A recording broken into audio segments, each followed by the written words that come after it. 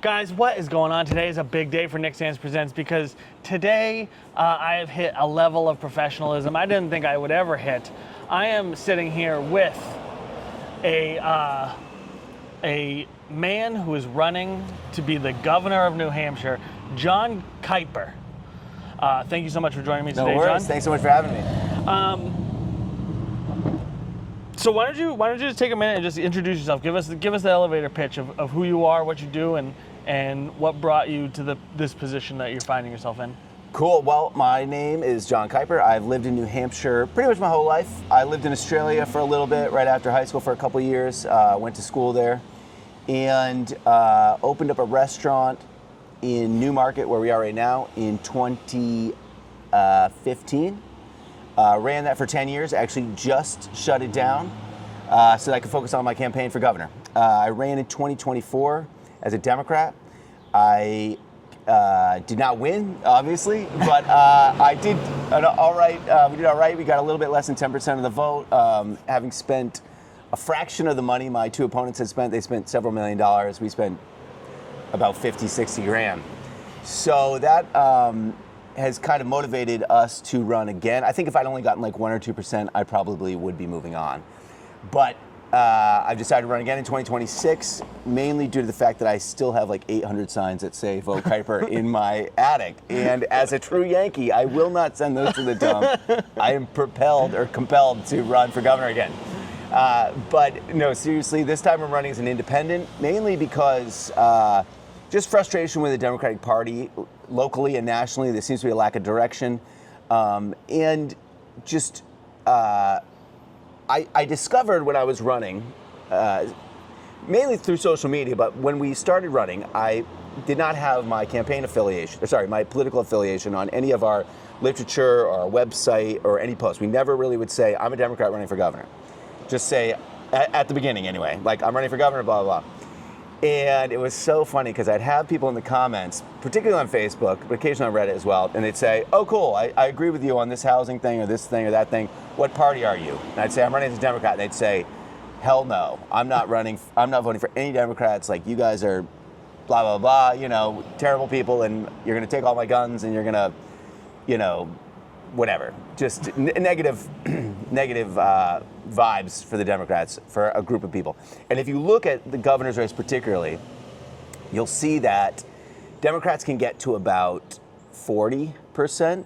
They can get to a little bit close, maybe even 45 at times, depending on the candidate. But there's about 10% of the electorate, 10% of the independent voters that will not vote for a Democrat for governor. I don't know exactly why, because those same people, if you look at the voting, Kamala Harris won New Hampshire, and Kelly Ayotte won, but at the same time, Chris Pappas is getting elected. Maggie Goodlander is getting elected. So if you look at the numbers, there's clearly a not small group of people who are voting for Democrats for Congress and Democrats for president, but then Republicans for governor. And I looked at that and I said, I think mathematically I would have a better chance running as an independent than as a Democrat. And I agree with the Democrats on probably 70% of the issues. But I think that I would have a better chance of pulling the Republican voters that I would need to pull, the Republican-leaning independents, to win the governor's race. Well, I think the big problem with the Democrats, and this is something that, I'm neither a Democrat or Republican. I vote on issues.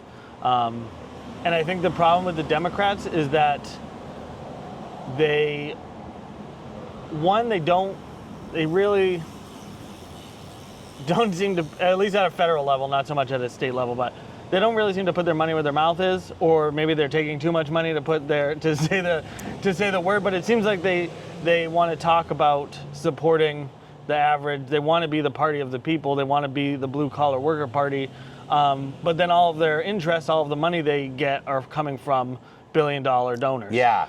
And so those two things cannot mesh, right? Well, one of the things I've learned recently through research is that there was some Supreme Court cases between the 70s and sort of the 90s that loosened the campaign finance laws and made it easier for millionaires and corporations to donate unlimited amounts of money through political action committees, super PACs, all these things. And what happened was the Democrats discovered that these corporations had a lot more money than the unions. The union just could not come up with the amount of donations that the big corporations could. And the Democrats said to themselves, well, if we want to compete with the Republicans, we've got to take this big donor money, this big corporate, PAC money, because otherwise we can't compete. And so the union sort of lost influence. And what happened, in my opinion, is, and it began with Clinton in, I think it was 1996, a State of the Union address. He said, the era of big government is over. And that is a very Republican thing to say. Right. And I've thought about that line for so long, and I think that's really when the Democratic Party became Republican light. Because their donors just said, this is our priorities. And so from then on, it was like giving lip service to the working collar voters while at the same time implementing NAFTA, which is just offshoring jobs, and really doing very little to build, socialized housing or put money towards housing and all these issues that really affect the working class. So I think this is a broader narrative that has begun, decades ago, that we are kind of finally getting to this sort of apex of where the two parties, because of the influence of the donor class, have sort of merged into the uniparty. And it's really funny to me because, people say, oh, there's never been a successful third party in this country. What a lot of people don't realize is that we've always had two parties, but it's not always been the Democrats and the Republicans.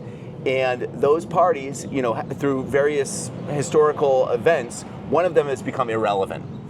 And I think we're at the point where the Democrats are facing irrelevancy because they simply do not offer anything, a big enough difference from the Republicans. And you look at the ones who are successful, Bernie Sanders, AOC, Zoran, they're offering these radical solutions saying, hey, we need Medicare for all. Hey, we need free childcare. Hey, we need rent control.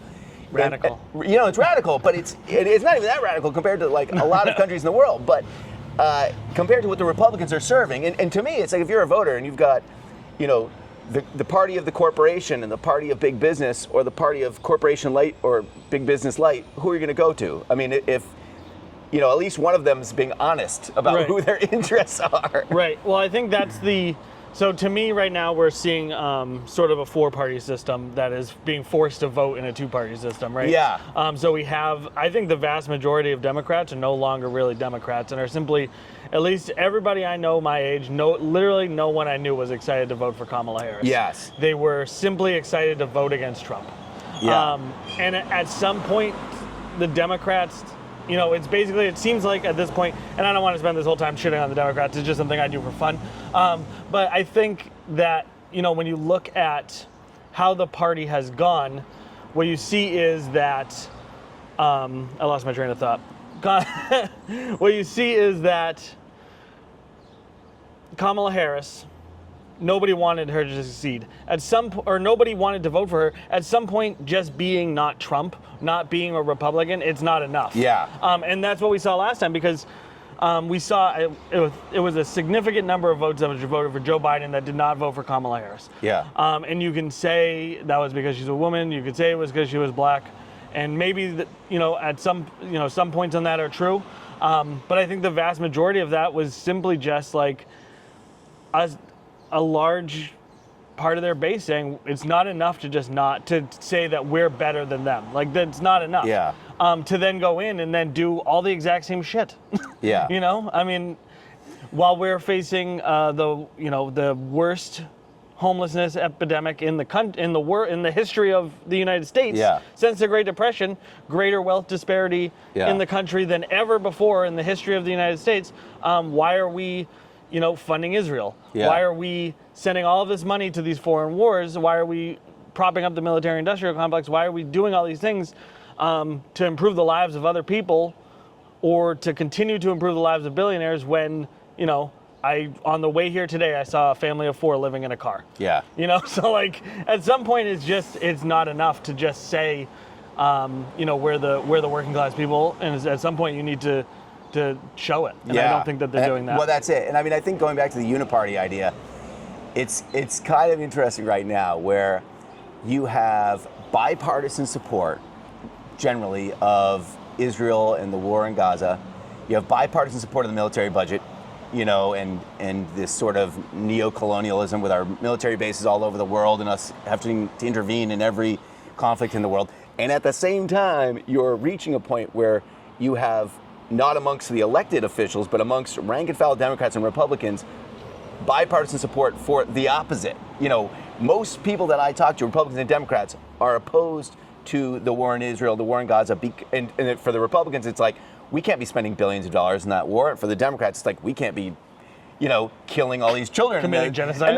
And not that some of the Republicans don't care about that. They do, but it's sometimes it's a different The messaging perspective. is just different. Yeah, but we're coming to this point where we're agreed we need to stop this, and they are agreed that they need to keep taking the money from AIPAC and these other organizations to maintain their campaigns. And so it's almost like we're voting for which of the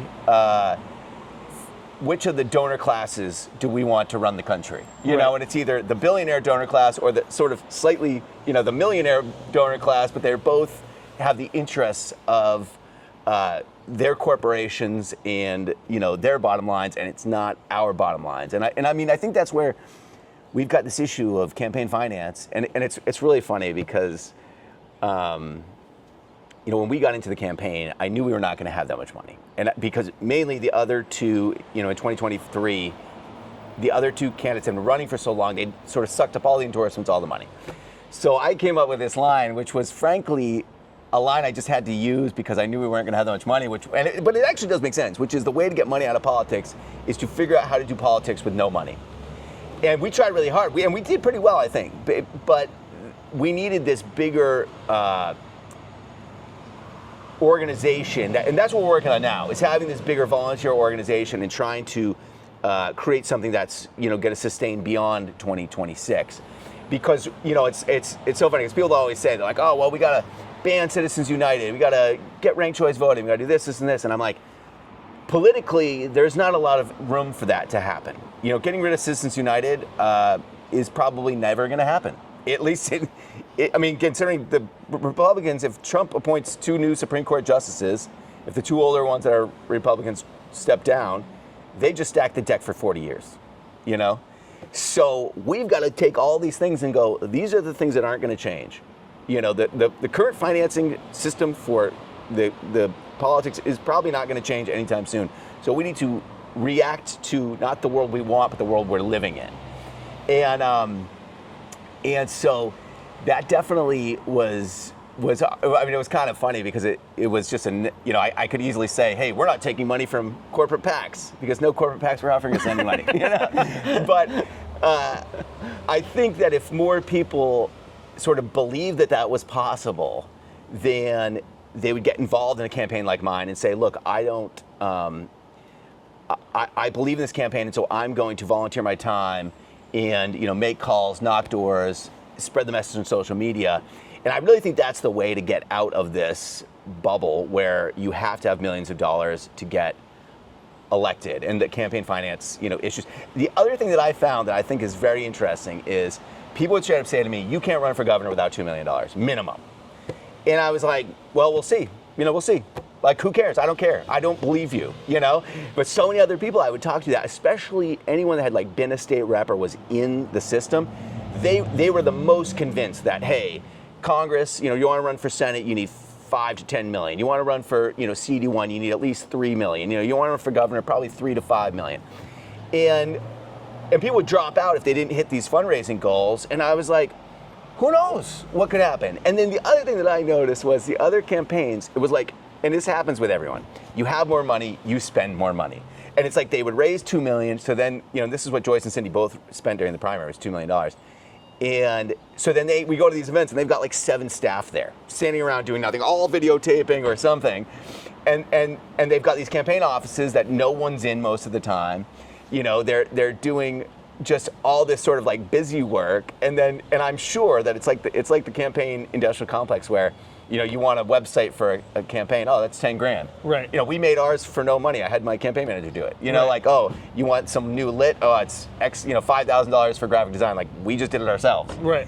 So we were able to cut just so many costs. That was frankly a lot of effort on my campaign manager, Amanda Bolden. But I think that people, there's been this expectation of money, which the people with money propel this myth. Hey, you have to have a bunch of money because that means it's only me and my group of, retired lawyers that can run. Right. And so I think people just need to have a little bit more faith in themselves and in our networks, especially now where we have all these free mediums, social media, YouTube. We were even using Manchester's cable access channel. We had recording our podcast there twice a month. So there's like tons of free ways to get your message out there.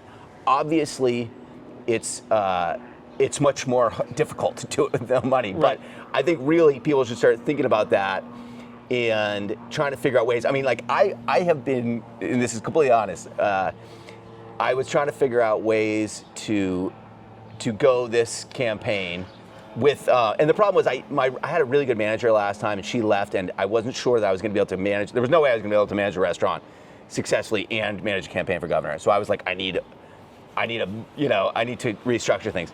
But I mean, in my head, I was literally like, if I have to move in with my parents for a year to have the money to run for governor, I will do that. You know what I mean? I'm not doing that. I don't have to do that right now. Luckily, my girlfriend got a second job, but she, we've got the finances, we can do it. But point being, like, that's a sacrifice I'd be willing to make. And I think other people should think, like, hey, what's a sacrifice I'd be willing to make to run for something? And because not only do you have to deal with the fact that you have to raise money, but you have to deal with the fact that it's very hard to work a job and campaign. Right. I see some of these people out here, and I'm like, man, that must be convenient that you a lot of times it's like the spouse is, like in my situation, my spouse can cover the rent or the mortgage for a couple of months, or but other people, they just happen to be millionaires, so they have the money and they can just not work for 18 months or 16 months while they run. So there are definitely a ton of obstacles, but I think people just need to get creative and try to get involved, even if it's like, we were talking earlier about you ran for town council, and I was on the town council in Newmarket, and that was a really good way for me to help my community. I actually got a lot done. I got more done on town council than I think some of our state reps have gotten done in decades up in Concord. And it was a great way to help the community and to give back. And the thing about town council versus state rep is town council actually gets paid. So I got paid, it was like $1,500 a year, not a ton of money, but it was a good paycheck, and it was worth 2 or 3 days a month. It was not a big haul, not a big request. Well, I think that's actually something I wanted to touch on here. Is I don't know what the salary for the governor is, but it's $140,000. Not that I'm doing it for the money. Oh no, so that's pretty good. Yeah. But like for state reps, it's only $200. Yeah. It's $100 a year. And so what you see is you either need to be independently wealthy, or you need to be old and retired. Yes. And so it's basically those two demographics are making the laws for the other 50, 60% of million, yeah. Yeah. And then what's interesting is, and that I didn't actually notice this until you had sort of pointed out something similar, is that demographic is following what is, the demographics are being forced to adapt to the legislation being done, right? So like we are represented by mostly old people, old wealthy people, and we are seeing a mass exodus of anyone under the age of 40 from the state. Yeah. And so it's almost like who would want to live in a system where they literally have no opportunity to represent themselves in a body of government, right? You're not governing by the people for the people. You're governing with two small demographics that are making it very difficult for everybody else to live. Well, and this was something that really frustrated me about New Hampshire for years, because I wanted to run as a state rep, but I was like, there's no way that I can drive up there 3 or 4 days a week for 6 months for no money. There's just no way I can do it. Even if there was some way I could figure it out economically, just emotionally, I think it would be hard. Because even when I was on the town council, right, I was on during the pandemic, right? 2019, I think I started.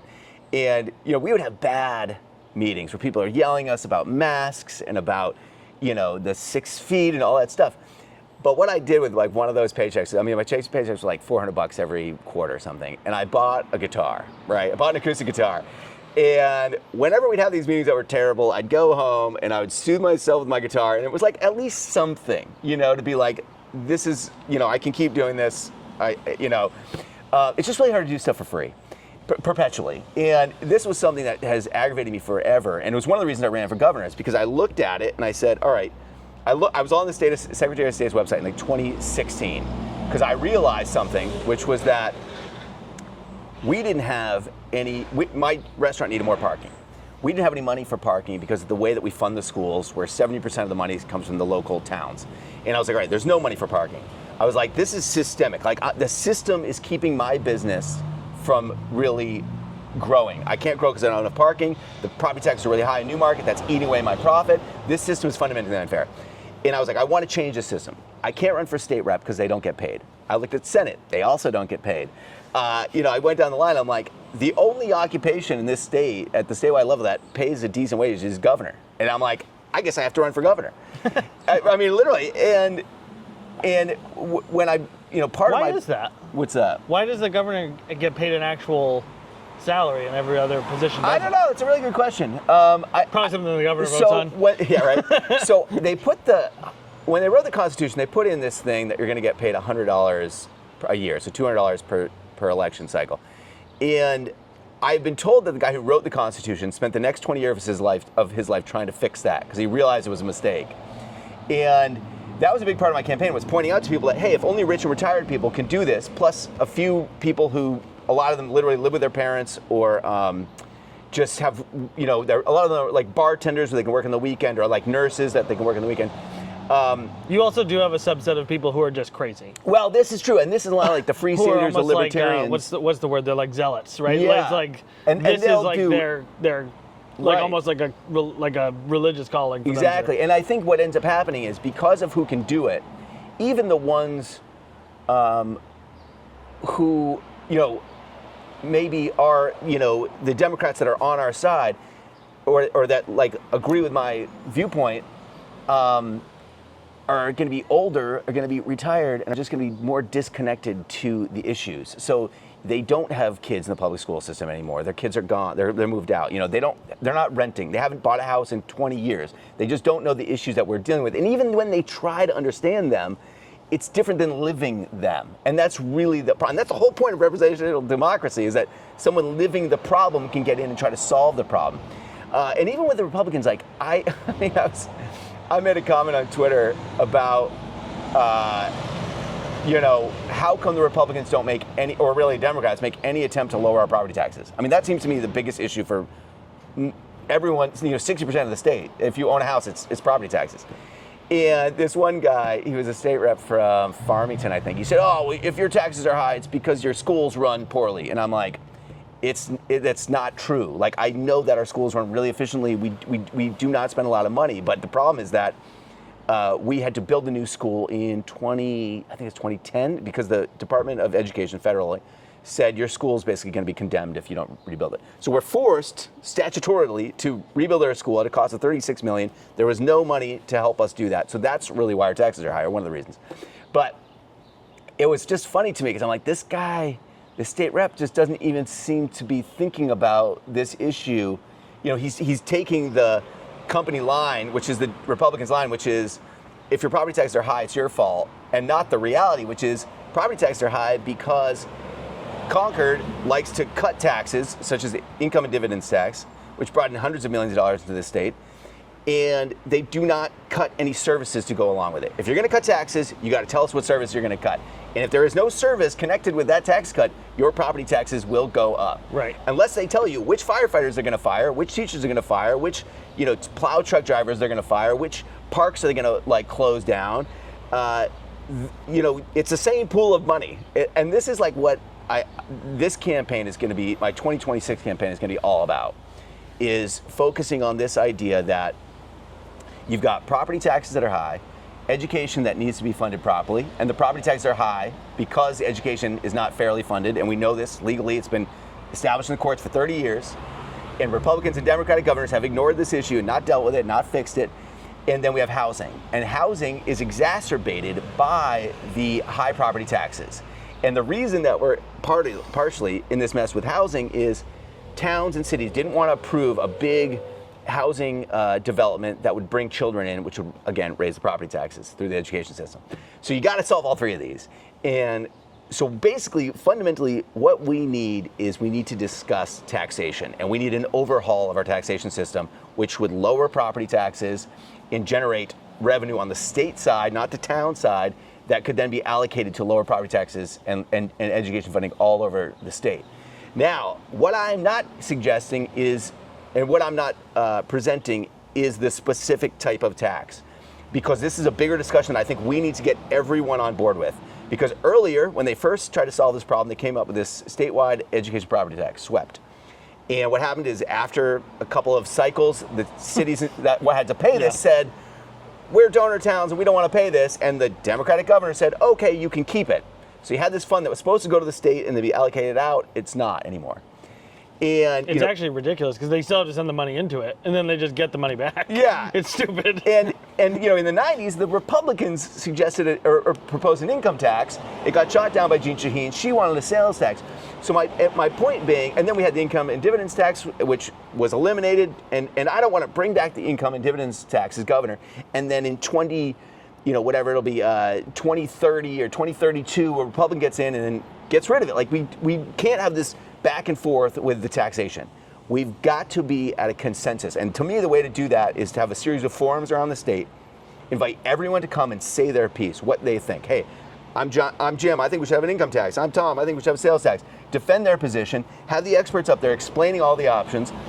Because I think people got to really think about this in not a 2-year cycle, which is how politics is done, or thinking and planning in New Hampshire is frequently done. It's 2 years, because that's the cycle. We got to think 10, 20 years. And okay, let's say we propose an income tax. All right, well, let's say in 10 or 20 years, 30% of us don't have jobs because robots and AI have taken all the jobs. So that's 30% of the people that can't pay income tax. And then let's say we go to sales tax. If 30% of the people don't have jobs in 10 years, they don't have any money to buy anything. Right. So at the end of the day, who is going to have money over the next 10 or 20 years? It's going to be the wealthy and the corporations that they own. And that's who we should tax. And how we do that, I'm up for debate. I think we should figure this out. Income and dividends tax was pretty much a wealth tax. It got some people that were retired that maybe were not that wealthy, but generally it was mainly paid by very wealthy people. And something people need to remember is that depending on how you look at it, New Hampshire is either the 7th, 5th, or 2nd wealthiest state in the entire country. And in many ways, this state is a tax haven. People move here to avoid paying taxes. And frankly, those aren't great neighbors. You don't want to live next to someone who just moved here because they're cheap. We need to look at as taxes as investment in our community, and that we need to have strong communities. We need to have a stable tax base, and taxing corporations and businesses is part of that, and that's what we've been basically relying on, aside from property taxes. But we're going to need more money, and there's wealthy people in this state, and they have the money. And I will tell you, the Republicans and the Democrats have not wanted to deal with this issue because the wealthy people that have the money and should be paying more taxes in New Hampshire are also funding both campaigns. Another reason why I'm running as an independent. They just do not want to face this issue. And if you look at especially the progressives in New Hampshire, what do they focus on? They focus on abortion, guns, LGBTQ issues. You know what's great about those issues? Does not require the wealthy donors to pay any more taxes. If you start talking about creating more affordable housing through the New Hampshire Housing Fund, Affordable Housing Fund, or if you start talking about raising minimum wage or paying differently for education or funding education different ways, they don't want to talk about that stuff because that means that their donors will have to pay more money. And these socialists are just a really good way to avoid talking about taxing the rich. And if you look at the history of progressive, where it came from, the whole idea is that you're trying to interject money into the economy to stabilize things. That was where the original idea of being a progressive is. And I just think it's really important that we realize a couple of truths. One, we need more income. The state does not have enough money. That's just a fact. We do not have enough money. Someone needs to pay more taxes, and the only people with money is the wealthy. I think, all of those are great points. One of the things I really like about you as a candidate is you often talk about how everybody has a very short-term view. We're thinking in 2-year cycles, and I completely agree with you, and we need to look beyond that, and we need to work together. And get to consensus. That's really what, we need a plan that maybe the hardcore Republicans don't agree with, or maybe the hardcore Democrats don't agree with, but 60% of us are in agreement about whatever it is we're going to do. And there's really, UNH is doing polling statewide all the time. It does not cost very much money to add another question on there. We could know how things are working and what people want. That's true. But also, I mean, you need to rely on polling, and I'm not sure how effective that is. So that would be another question, because who the fuck takes a poll? I've been living here for 37 years and I've never taken a poll. So UNH, I think UNH has got a pretty good system. But yeah, you're right. I mean, we got to take, polls should be held with, grain of salt. But yeah. I think the problem with the polling system we have now is that everybody is fucking busy. Yeah. I do not have time to stop for 45 minutes to answer a bunch of yes or no questions. Yeah. I have maybe 30 seconds to answer one question that I could just check and just leave. I had to sign a petition. I signed a petition the other day, and I needed to give them my license so they could copy my address down to make sure I was a legal resident. I mean, system, that kind of system is just ineffective because, again, the only people who can be part of it are either people who are so passionate about these issues that they are willing to forgo things like food. Yeah. Or people who have the money to take the time to do them, right? Yeah, that's a good point. And so I think that's a big problem with like our polling system in general, and that's why we see, 3 or 4 polls that are giving, Hillary Clinton the win by 30%, and then surprise, she didn't win. Yeah. And I don't want to, that's just an example that I think came to my head. But I do think that the polling can be read so many ways, and there's so many different polls now that it's hard to, that I don't think any adding a question onto a UNH poll would even effectively give you an answer that would be useful. Well, one the UNH poll, so they do this, I forget what they call it. It's like maybe the Granite Pulse, or I don't know, they have a term for it because they do it pretty consistently every couple of months. But, one of the things that came out from that when we first started running in 2023 was they had a question on what's your biggest concern in New Hampshire, and housing was like 35%, the highest one. And literally it was like housing 35%. I think the next one was education at like 6%. Abortion was at like 3%.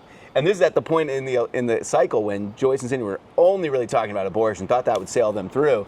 And I was sitting there talking about housing, and all of a sudden every campaign did like a 180, and they're like, stealing my talking points, which was kind of funny. But it definitely, you bring up a good point that one of the hard things right now is to know what everybody's thinking and to communicate your message to them, because you've got people that are on social media and people that aren't. You've got people that are watching WMUR and a bunch of people that are not. No one's picking up, very few people are picking up a newspaper. And you've got a bunch of people that have, because of Trump and everything, have just totally disconnected. And that is a huge issue. I mean, I was talking with a guy, or texting with a guy, or messaging, whatever, on Reddit, commenting. And he was convinced that he spoke for the people of New Hampshire when he said, we don't want any more taxes, and, proposing a tax, you're going to just lose. And I was like, well, this is interesting that you are now the spokesman for the state of New Hampshire, and that somehow you've convinced yourself that your worldview is the worldview of the state. Now, it's possible he's correct. But one thing I learned that was shocking was, I talked to libertarians, I talked to Republicans, I talked to, obviously, some Democrats who said, hey, my property taxes are so high, I am willing to talk about something. Sales tax, income tax, whatever. And that's really what I see the solution to a lot of New Hampshire's problems is focusing on having these conversations that are hard. Well, I think one of the confusing situations with taxes for most people is that like taxes are just like buying, are essentially the same as buying something at the store, right? It's like, what value do I get for paying my taxes? Yeah. If you then don't see the value that you are receiving, then it feels like you are getting cheated. However, so like for instance, a hot topic right now is EFTs that are now going to, pay for very wealthy people to send their children to private schools. Yeah. So they remove for anyone who doesn't know, EFTs are a voucher from the state that you can get. And it used to be you had to make under a certain amount of money, and it was still a significant amount of money, I believe. I believe it was over $100,000. Yeah. and then they just removed that cap. So anybody, no matter, regardless of how much money you make, no matter where you send your child to school, you can now receive this voucher from the state that will pay for it. And I want to say it's up. I mean, they had projected it as being like 1.8. It was a small amount of money to pay for it, and then I think it's 20 times what it was. Yeah. And they won't allow us to audit it. There is no auditing system in place. And so, long story short, if anyone looking at that would say, "Well, I don't want my tax dollars going to that," I think any most reasonable people are going to say, "I don't want my tax dollars going to that." But when you're taking my money anyways, and then doing that with it, it feels as though I'm getting cheated. Yeah. Well, and I think one of the other issues with, and we should go back to education freedom vouchers, but I want to just talk about one other thing, which is just that the average renter does not realize how they're paying taxes. And the fact is, your rent is higher because of a reliance on property taxes. And New Hampshire has all these clever ways of getting taxes, such as having higher registration fees, having fees for just a lot of things that other states maybe don't charge for.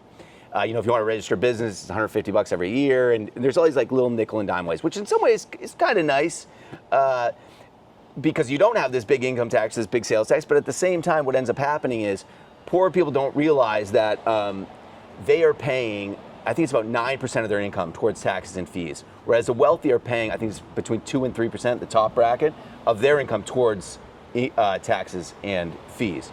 So there's a lot of people that just don't, because they're not seeing an income tax item on their paycheck, don't think about the fact that, hey, the reason that you can't afford a house is houses are about $50,000 more money in New Hampshire than they would be in Maine or Vermont because of our property taxes. This is based on the amount that you can buy is based on the monthly, the monthly mortgage payment, which includes taxes. I met people in Claremont who had moved to Vermont because they said they were saving $500 a month on property taxes. It's that much cheaper. And I talked about moved to Maine recently for the same reason. I've lived in Maine. And the point being is just, you have this set amount of money that we need, right? It's like $8 billion, $9 billion a year to run the state. And we can get it a million ways. We can get it with just property taxes, but that makes property taxes really high. Or we could do what they do in other states and have a smaller property tax, a smaller sales tax, small income tax, or we can have one income tax on people making over $500,000 if it's high enough, or whatever. And this is my point. It's just not that I have a solution to this, but that we need to begin the discussion and come to a consensus about this issue. But I want to get back to the education freedom vouchers. I think one thing that is really important for people to understand is that the New Hampshire Constitution specifically forbids taxpayer money going to religious institutions. It's right in there. And they have made this convenient workaround where they give the money to this nonprofit that's, I forget what it's called, the New Hampshire Education, whatever, fund or something, or foundation. But it's fundamentally against what the founders of this country, of this state, and the writers of the Constitution wanted. They did not want public monies going to religious education. And it just really drives me crazy because the Republicans are feeling like, oh, Constitution. It's like, dude, you're not even reading it. You're not even following it at all. Like, this is blatant disregard for the Constitution. And that really, I find just, completely disingenuous on their side. And I mean, obviously it's gone through the court system, and sometimes judges make decisions I don't agree with, and I don't agree with that one. But I think it's an important part of the discussion to just understand the Constitution strictly forbids that, and we should not allow it. And on the other side too, this is an interesting fact. I was talking to a teacher this summer who works at Pinkerton Academy.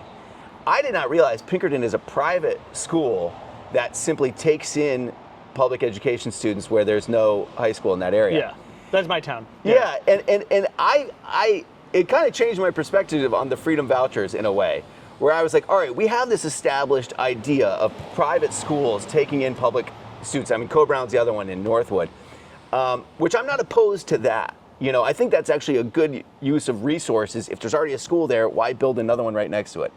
But that said, those are not religiously run schools. And I think that's an important distinction that we should make when talking about how public monies are funding public schools. Well, I believe there's also some other criteria that they meet that I don't believe there's zero oversight on what's going on there. Yeah. Like, there's a communication with the town and, their scores and all the things that are judged by the that are like the standard are all met by this school. Right. So it's not as though, the way the freedom education vouchers are set up is like, if I decided tomorrow that I wanted to keep my kids home and homeschool them, nobody could stop me, and I could get $10,000 a year from the government for it. I know. Well, it's funny. I thought about starting either the Jon Kiper School of Sharia Law or the Jon Kiper Elementary School of Overthrowing the Government. Because, like, at a certain point, the thing that really gets me about the freedom vouchers is just, like, the fundamental idea that if you're not happy with the service the government's providing, you could then take your portion of the taxes and spend on something else is completely antithetical to our system. I mean, it'd be the same as if I thought that the police in my town weren't doing a good enough job, so then I could hire private security and pull out my tax money. Like, if I didn't think that this road was getting paved well enough, I could hire my own company to do it in front of, Right. Like, it doesn't make any sense. The government offers, one option, and if you don't like that, sure, you're welcome to go to private school. And right now we have this great, we've got these charter schools, so there's options out there. And I definitely agree with people who say we need improvements in the public school system. Sure, I totally agree. We can always improve our systems. But thinking that the way to do it is to starve the public school system, and this is what they're doing, is they're trying to pull all the money so that the schools get worse, and then they can justify, now we have to send our kids to private school because these public schools are so bad. It's like, well, you did just drain out all the funding, right. So that's very convenient, isn't it? Not only, it's a big debacle that I don't think enough people are aware of, that is going to cost us a ton of money, because we're also downshifting all of the education costs to the local sector. So by taking away all of the SWEP funding and all of the state funding away from schools and giving those tax cuts, we're effectively saying, okay, well, everybody just pay for it themselves. Yeah. And with, to me, that's not fair. I think, to me, if my tax dollars go to nothing else, I would rather have dirt roads and good schools. Yeah. To me, the tax, we should want, it only takes talking to an idiot for 30 seconds to realize how much talking to idiots sucks. You know what I mean? We're better off with an educated population. Now, that doesn't mean everybody's got to agree on stuff, but the idea that we're going to be better off if there's more of us that are dumb is fucking insane. Well, and I think the Republicans, it's hard to really wrap my head around what their thought line is, because I don't think anybody is doing something that they see as wrong. I think that the Republicans do see themselves as being right.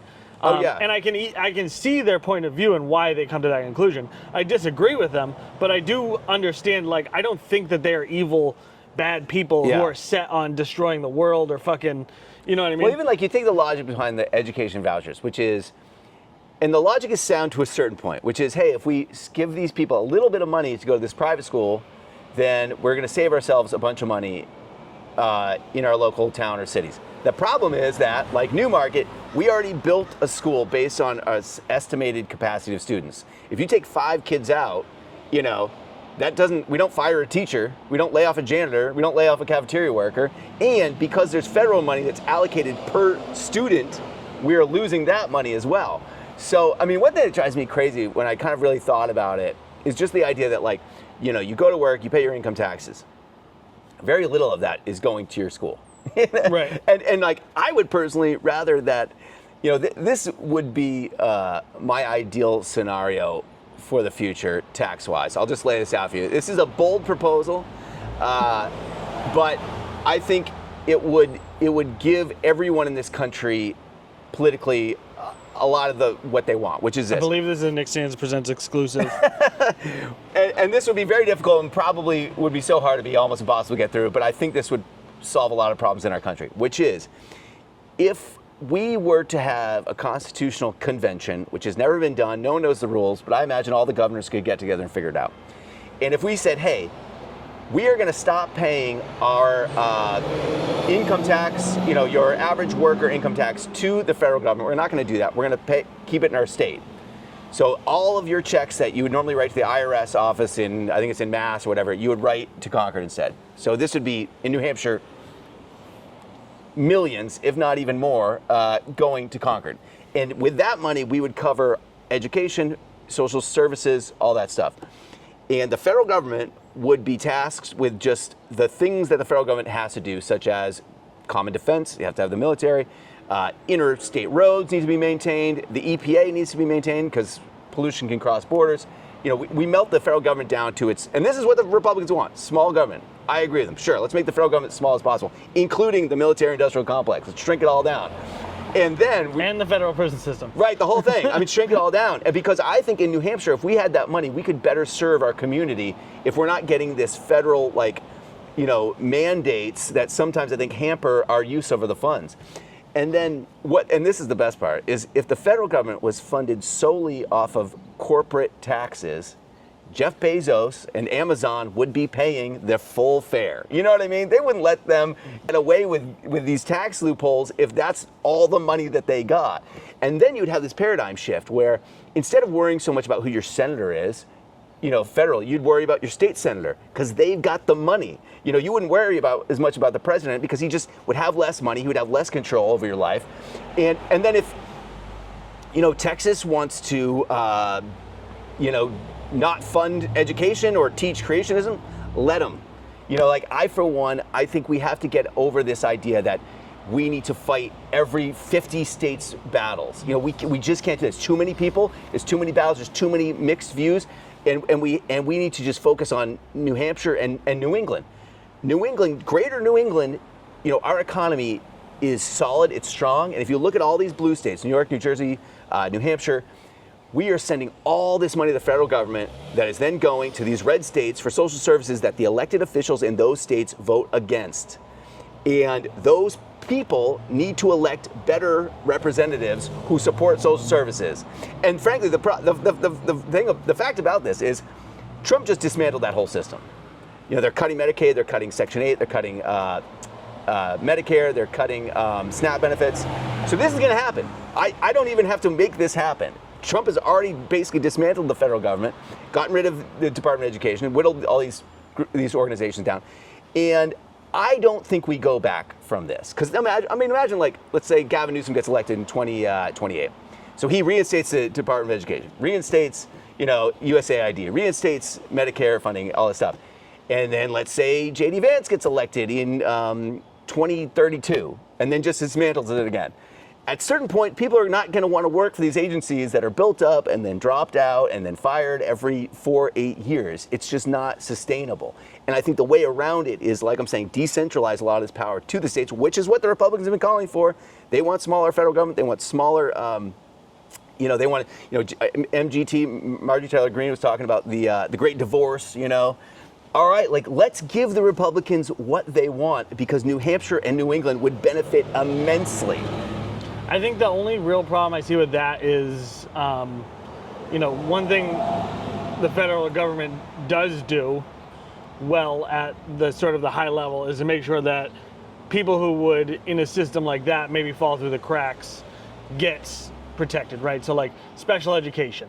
If Texas decides, I shouldn't say Texas, but let's say Massachusetts decides that they don't want to, fund special education anymore. I think there should be someone who's able to say, no, well, you don't have a fucking choice. You need to, everybody deserves it's going to be just shake. really hard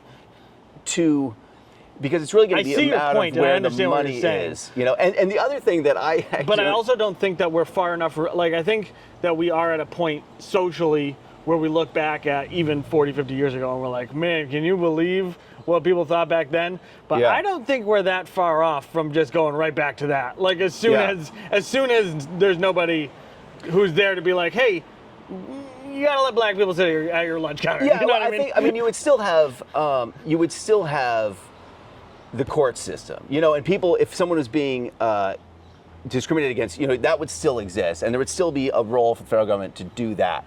But I think you got to look back at the founding of this country and the fact that they created states. A state is its own thing. Right. It's supposed to be its own country, essentially. And the benefit is that people can move between states. So what I think would happen under this system that I'm talking about is people would just mass exodus some of these poor southern states because they would have no money and their politicians would not take income taxes and put it into social service. They would take income taxes and just not collect them.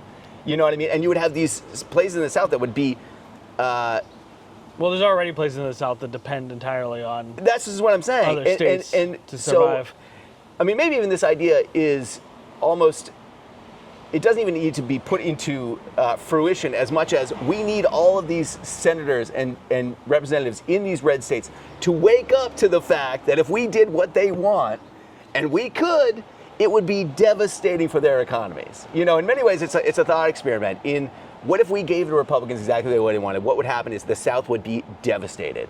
But the thing about the states is you have free flow of people between borders. And I think you'd see a mass exodus out of some of these states. And then some of the states, like, I could see New Orleans saying, hey, if we got the right to make whatever laws, like let's decriminalize like all drugs and just become this, you know, we'll become the tourist, you know, we got New Orleans there, and that's how we'll generate the economy. Right. And I mean, yeah, the issues of the people at the bottom is always going to be, I think, forefront for me, you know. But at a certain point, if you have so many people in the bottom, either not voting or voting against their own interests, at what point do we say, you guys need to deal with the consequences of your voting? Right. You know, and that's about to happen. It's going to happen after 2026 with Medicare. No matter what. Yeah. So I guess what I'm saying is, this is an option we could do where we do what the Republicans want, and it would be devastating for the Republicans. It's in those states. And hopefully they realize what's going to happen, and they go, oh, wait, we need to start voting in favor of Medicaid. Now, which is more likely? I'm not so super hopeful that the Republicans are going to suddenly start supporting Obamacare and Medicaid and social services. So I guess that what I'm saying is that they have made this bed and they need to lie in it, and their voters need to vote them out. And at a certain point, we can't be sustaining this system in which, you know, in 2019, New Hampshire sent $300 million more out in taxes than we got back in services. Since the pandemic, there's been so much money sloshing around that you can't really keep track of it. But that's $300 million that we could really use here. You know, we have our own problems, but where's that money going? It's going to Alabama, Louisiana, these poor states to subsidize their social services, which their elected officials do not vote in favor of. Right. Yeah. I mean, I think if you talk to the average person, they all want this. Like the average poor to middle class person, you know, I don't even like making that distinction, because really, if you're not the top 10%, you're poor. Yeah. At this point. And so, like, I think the average person, like, most people want reasonable health care. Yeah. Most people want to be able to live. Like, there's this saying, like, blue skies and a fistful of 50s.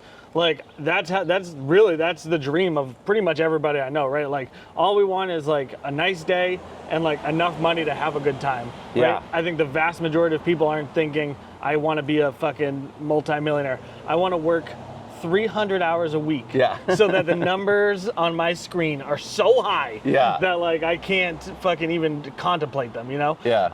And so I think, I don't know where we lost the ability to control the narrative, but I do think that like the end goals are all the same. Like, for instance, you know, I don't know how you feel about Obamacare. I think that the worst thing that ever happened to, like, our chances at getting universal health care was Obamacare, because it was essentially a half step that did nothing but funnel a bunch of money into insurance companies that don't give a fuck about you.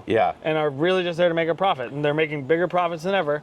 And they're killing people. Well, and this is kind of back to my earlier point about if we focus on New England, right? You know, they've got mass care in Mass. And Vermont looked into it. And they just basically do not have enough people. So all 40 people decided it didn't make sense. But I've been doing a little bit of research, and I think that if Maine, New Hampshire, and Vermont got together, and so if you think about this, right, all of the police in New Hampshire, all the firefighters, all the teachers, all the state employees, all the plow truck drivers, you know, for DPW, are all getting their insurance, health insurance, paid for by us, the taxpayers. Now, it's not that we're paying directly, we're paying them, they're paying the insurance company, you know, that sort of thing. But if we took all those people and said, hey, we're going to have this, let's say, New England health insurance scheme run by this nonprofit, and all those people are going to be a big pool. The great thing about these people is that, you know, they're generally healthy. If you're going to work as a nurse, or sorry, not a nurse, but a teacher or a police officer, you're generally, you know, not sick. all the time. And that would save us 10 to 15% off the top of our insurance costs, health insurance costs, by just limiting the amount that we're paying on for our for-profit system. And then and this would take years. This would not be a 2-year thing. This would be a 10-year thing. If then you allowed me and you or anyone to just buy into this system, which did not have a profit motive and was built entirely to keep people healthy, and that's how you reward the people that run it. If your bonus is based on how many people, didn't get cancer this year, or how many people, were getting healthier, whatever it is, and you make the incentive making people healthy as opposed to denying people health care to make more profit, and this could exist along. I mean, obviously you would still have private insurance for people that wanted that.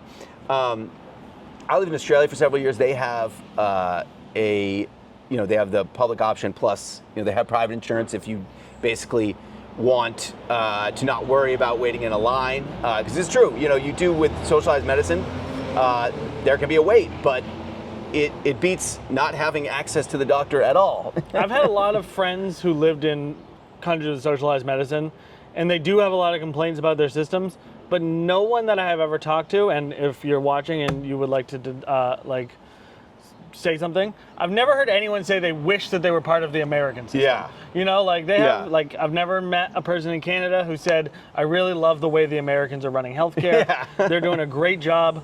65% of all bankruptcies being caused by medical debt is exactly where I think our country needs to go. Yeah. No, that's it. That's the problem. So that's where, if you think about trying to pass, let's just take that idea, single payer or even Medicare for all, trying to get it through all the red states, it's impossible. But if you said, hey, if we had the money to do it in New England, we could get it done.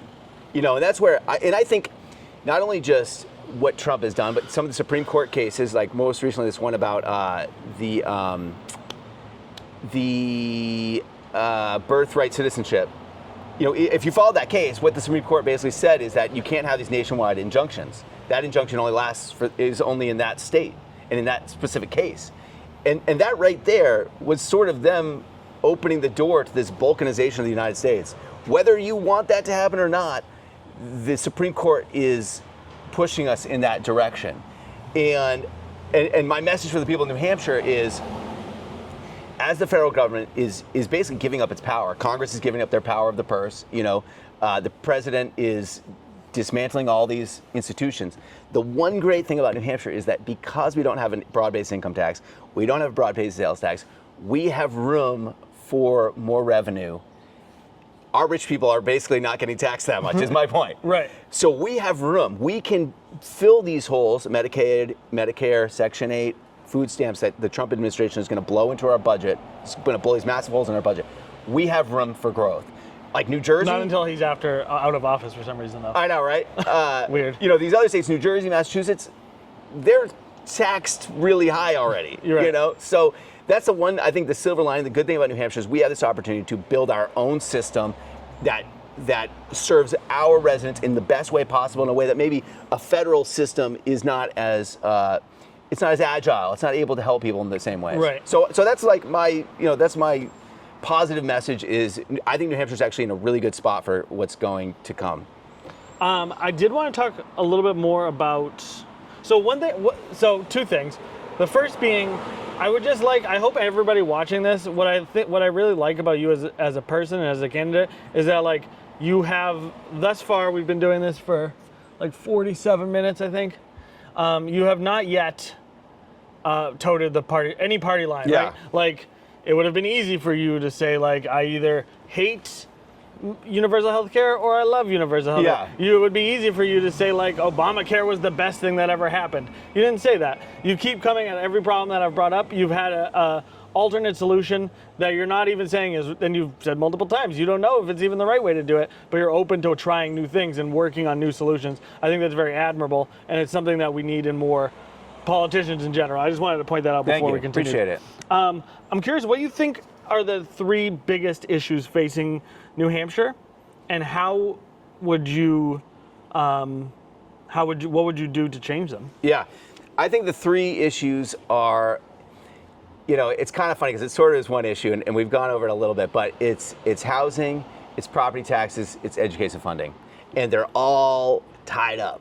And this is the thing that a lot of the people, I think, the politicians do not quite want to deal with because it's hard, because it requires new revenue, but you've got to solve property taxes to fund education, to build more housing. You know what I mean? And to bring the cost of housing down. And that's a fact. And you can sort of try to come up with these workarounds, try to say that, oh, it's not this, but no, that's it. Most people see solving housing as either government subsidized housing or deregulation to allow businesses to build more housing. How do you see it, and what do you see the solution to that? I mean, I think it's got to be both. I really think it's got to be both. It's not even just both, but it's like everything and all things, such as expanding ADUs, which I did in Newmarket when I was on the town council.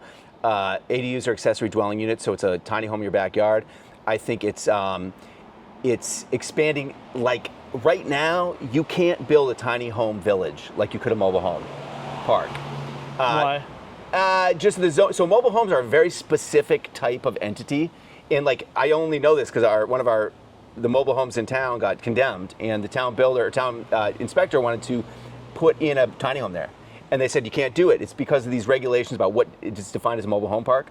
So, and they have built tiny home villages, but it's just always required a change in variance about how close the houses are and how small they are. I mean, some towns you can't have a house at 300 square feet within their zoning laws. So I think allowing tiny home villages, and I think temporarily allowing even RV parks year round. I mean, there's a lot of homeless people living in RVs and they can't park on the street. People don't want to park on the street. Okay, give them somewhere to park, And, if there's people living in tents, if we don't have housing for them now, give them somewhere to pitch their tent.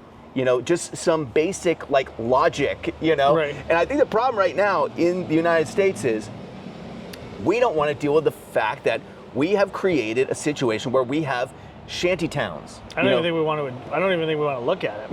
Most places will deny it. Where they have this idea that, we can just kick these people in these tents off and they will somehow just go to this apartment that they, were unwilling to go into. They chose not to before, yeah.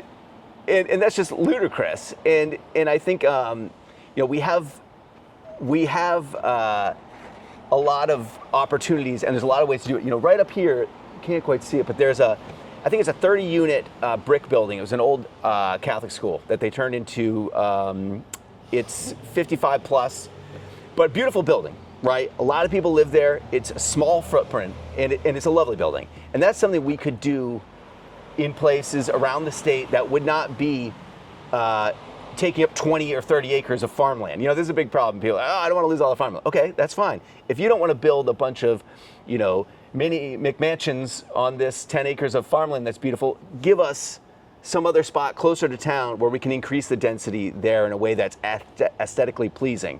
And I think it's just marrying these two ideas of local control and the fact that we need more housing. Right. And there's a lot of ways to do it. And the other thing too that is about to happen is the housing market is super in flux right now. And it remains to be seen what's going to happen with that. So, hey, how's it going? Sunday, August 3rd. You going to be in Epping? Were you just calling me? Yeah, I just called you. Sorry to interrupt. No, you're okay. good. I just knocked on the door. I'm sorry about the restaurant, too. Oh, that's all good. Sunday, August 3rd. Oh, August 3rd, yes. Okay. Yeah. So you're on? Yeah, I'm planning on being there, yeah. Okay, good. So I want No worries, yes. Yeah, I'll see you. Yeah, no, I agree. I think I've friends with many people who work in the sort of homeless outreach kind of situation. And one thing that we're seeing is, so there's this idea that homeless people are basically degenerates or drug addicts or whatever, and that's no longer the case. The demographics in New Hampshire are shifting significantly to include, it's a lot of older people who are losing their houses, which there's something so uniquely un-American as an old person being removed from the house they grew up in because they can't afford to pay their taxes. It's the craziest, it's the worst situation. You know what I mean? And it's funny too because, well, not funny, it's terrible. But I've had people in town say to me, hey, we need to increase the exemption for elderly people so that they don't get pushed out of their homes for, because of property tax. And I said, all right, well, just understand, that means your taxes have to go up. The same pool of money is necessary, and that's why it's this heavy reliance on property taxes for the school is just unfair. And I have one thing that really radicalized me on this issue was, this was probably like 2016. I was listening to NHPR doing a story about property taxes. This woman comes on. She said, I'm in my 60s. She said, if it's up to me, I wouldn't allow any more families to move to our town. No more kids. We don't want to pay for their stinking public schools. And I was like, man, this is a terrible way to run a state. This is a terrible way to run a society. Like, we should want children. We should want them educated. We should want them around us. We shouldn't be pushing them away. Like, this is madness. But I understand from the elderly person's perspective, why they would say that. And you have this She's probably a senator. Right. She's probably a state rep. But you have this thing where, like, we have to choose between elderly people staying in their homes or children getting educated. And it's like a Faustian bargain you just really don't want to have to make. And that's where moving the funding from the local communities to the state would make sense. But getting back to the homelessness and the fact that it's changing, I think something that's important that people need to know is that, yes, there are people that are homeless due to drug and alcohol problems. There are also homeless people who end up with drug and alcohol problems because they're homeless.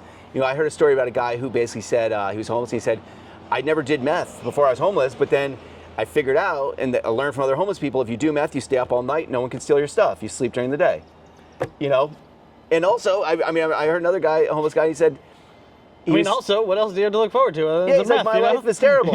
I sleep on the street. I'd rather do meth. Yeah, we went and talked to some of the guys living in Veterans Park last time in Manchester, and it was really interesting because the homeless guys there, they would tell you, they're like, we know we're bad for business. Like, we don't want to be here. We'll go somewhere else, but tell us where we can go. And there was people there that were working jobs, and there was people there that did not have substance abuse problems, that simply were older and could not afford rent or could not find a place. And it was really interesting too. There were so many people who had this story of either a medical problem, hurt their back at work or something, and that led to homelessness. Or the other one that I heard a lot was people who were caring for an elderly relative, let's say mom or dad, and mom and dad's getting older and they're living off of the Social Security check or whatever, and maybe they're even getting paid a little bit through insurance to take care of mom or dad. Mom or dad dies, they've just been out of the workforce for 10 or plus years, and they end up homeless. They just can't get it together. And I think we got to look at that and say, not only just how do we house these people, but how do we keep them from becoming homeless? I met this one girl, this was so tragic, because she had ended up homeless because her mother had died, and basically the house was stuck in probate. She was supposed to inherit the house, but it was stuck in probate for however many years. And that's the story she told anyway. And so she was waiting to get this money, but she's like, and in the meantime, she's sleeping on the streets. She's doing, ended up doing meth with some guy, blah, blah, blah. And the stories just keep being more and more tragic. Well, one thing that I think also a lot of people don't realize, unless you've watched my episodes on homelessness, is that there's a massive population of homeless children in our state. Massive. So Yeah. Pinkerton, we were talking about Pinkerton earlier, has 200 children in it, or almost 200 children in it, that have no house. Yeah. That are living in, I know, Wow. there's a couple encampments in town. I met a kid who was 17. At that age, his mom had died. He was unable to figure out how to get himself, seen as his own guardianship, basically. Yeah. So he was waiting until he was 18. He was living in a camper on his friend's house. His mom had, he lost, I don't exactly know the whole story, but he was living in a camper at his friend's house, going to Pinkerton every day. And he was like, I would literally do anything so that people would not know about this. Yeah. He's like, I don't want that, but I have nobody. So he's not even 18, hasn't even gone to college, hasn't even graduated high school, has no parents, and no idea how to get himself out of that situation. Yeah. Because at 17, you're not an adult. Well, not only that, but children aren't able to advocate for themselves. Yeah. So if you are a child who is homeless and your parents don't want to apply for Section 8, well, that means you don't get to apply for Section 8 because you're not allowed to deal with yourself. If you have a parent who takes your portion of the food stamps and spends it on themselves or does something with it, there's nothing you can do about that because you are 6 years old and you have no power there. Yeah. And so I think people don't realize there's a whole other level to this kind of homelessness situation where there are people who have no power, no control over their situation that are being affected by it every single day. Well, and that demographic is rising. Yeah. I mean, one fact that I heard that I think people should know is 20 or 30% of the homeless population, especially the homeless population like under 25, is formerly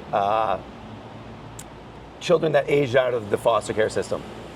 And if there's one group of people, okay, that I think the government should take care of first, it is orphans. These are children who did not choose to be born, did not choose these circumstances that they were, brought into this world, and are neglected by their parents, many of whom became opioid addicts due to the work of Purdue Pharma and OxyContin. And we owe these children, the protection and the housing and the love that they deserve as children. And I think, in my mind, if the government, if you're trying to decide what does the government do, in my mind, it's like we start with the most vulnerable, and it's those people. You've got some people that are homeless that have been doing it for 20 years. They are hardened. They can do it. You got some kid that's 17, 18. The first 6 months is going to be traumatic on the streets. I mean, this is true for anyone becoming homeless. The first 6 months is traumatic. And at a certain point, it transforms into a lifestyle, and that's where it gets harder to pull people out. One of my friends works in mental health, is a therapist, and was telling me that they have this issue sometimes where they'll get somebody into housing that's homeless and maybe has a bit of mental health issues, and some of the mental health issues just from being homeless. It's kind of traumatic situation, but they'll get them into a house, and there's this kind of phenomenon where sometimes they won't leave one room. They'll leave all their stuff in one room. They don't want to use all the rooms because they're used to this enclosed area. And some of them just give up and leave and go back to being homeless because they had a community. Right. And this is kind of an irony, is we have this like loneliness epidemic, and then you have these homeless people that sometimes feel more included in this group of people that are living on the tents, sort of fighting for survival as a group, in a tribe almost. And in fact, these people are living the way that humanity lived for tens of thousands of years, and are closer to where we normally would live, in a tent, in a group of people. And we are the ones that are actually doing the weird thing by living alone in an apartment. You know what I mean? That's actually weird. So it's actually funny you say that, because one of the conversations I had with Isaiah 88, they're a homeless nonprofit, was that there was like this parking lot where all these homeless people would go park their cars, and they all kind of lived there, and like they all helped each other out, and you could go there and you could say, oh, I haven't seen John in a while, where's he? And like the people there would be like, oh yeah, I saw him, he's coming and going. And so like there was like this community there that like took care of itself and policed itself and did all of the things that you need to do. You talk about protecting the most vulnerable among us. I mean, if you look at basically all of our power structures are set up to defend, really like or they should be set up to defend like homeless children, orphans, and like really old people who need to be taken care of. If my house got broken in tomorrow and I came back and the guy was gone and there was nothing, I mean, there's like an 80% chance I'm not going to waste my time calling the police. You know what I mean? If I am 65 years old and I'm 80 years old and someone breaks into my house, the chances are I'm going to call the cops because I need to be protected. You know what I mean? Yeah. Whereas like I'm just like, well, I hope I'm here next time so I can deal with it. Yeah. So it's like, I do feel like the systems that we have in place are designed to protect those are most important for those most vulnerable populations, I guess is what I'm saying. And I think that this is something people in New Hampshire need to really wrap their heads around, which is when the state does not have enough money, it does not stop paving roads in rich towns. It simply cuts social services for the most vulnerable. And right now we are in a fiscal death loop. And this is super important for people to understand. If you don't know about this, from about the 1960s till a few years ago, a very small few years ago, we had children being abused in the YDC system at the John Sununu Center. And I'm not talking about just abuse, literally gang rape, torture of children funded by the state of New Hampshire. If you don't know about it, you should Google it. You should Google it because the stories are so traumatic. It really radicalized me on this issue. And the thing that's happening right now is These people are now suing and are getting millions of dollars. And the state of New Hampshire is going to be on the hook for $500 million, $500 million. And no one knows where that money's coming from. But what they're doing to prepare for this and for budget cuts is they are eliminating funding for social services, which is just going to lead to more lawsuits because there is a basic amount of money that the state needs to fulfill its financial obligations. Another example would be Did we just shut down the department? Well, child welfare or I something? think that they've just defunded it. I don't think it's gone. But it was their job to oversee the YDC kids and more, and make sure they weren't. It was the institution put in place after all of the shit that happened with the Sununu Foundation to help stop that from ever happening again. Oh, I did not realize that. They just defunded it. Oh, yeah. I knew that they defunded. I didn't realize it was a response to YDC. Yeah. That's crazy. But you look at Harmony Montgomery, this little girl that's murdered by her father. They were homeless. Her father was struggling with addiction issues. He kills her. And if you've read the description of what happened after she was murdered, that is the most traumatic thing. One of the most traumatic things I've ever read. It's disgusting. And her mother sued the state because of their negligence, got $2.5 million. So we're paying out this money one way or the other, but we could have saved ourselves tons of money, and not only not just money, but people would be alive. Thousands of people would not be traumatized had we spent an extra $10 million in the 90s and made sure that we had proper oversight and that proper, people were taking care of these children in a way that children deserve to be cared for if you're going to take them away from their parents and put them into a safe facility.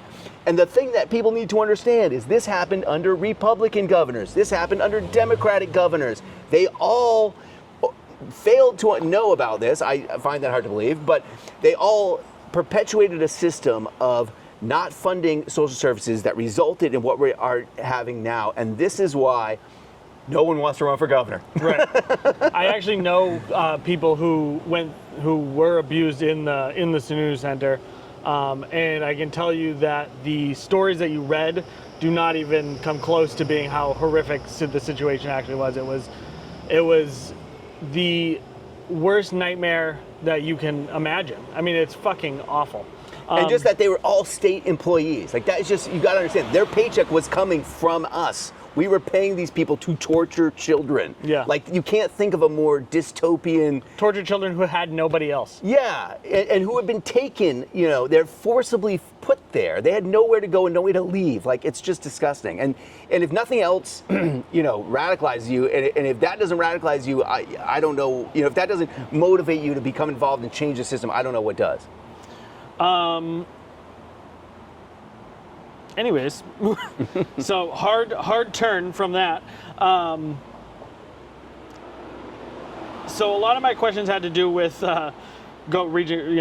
breaking down party priorities, etc. But I think you've pretty much smashed all of those.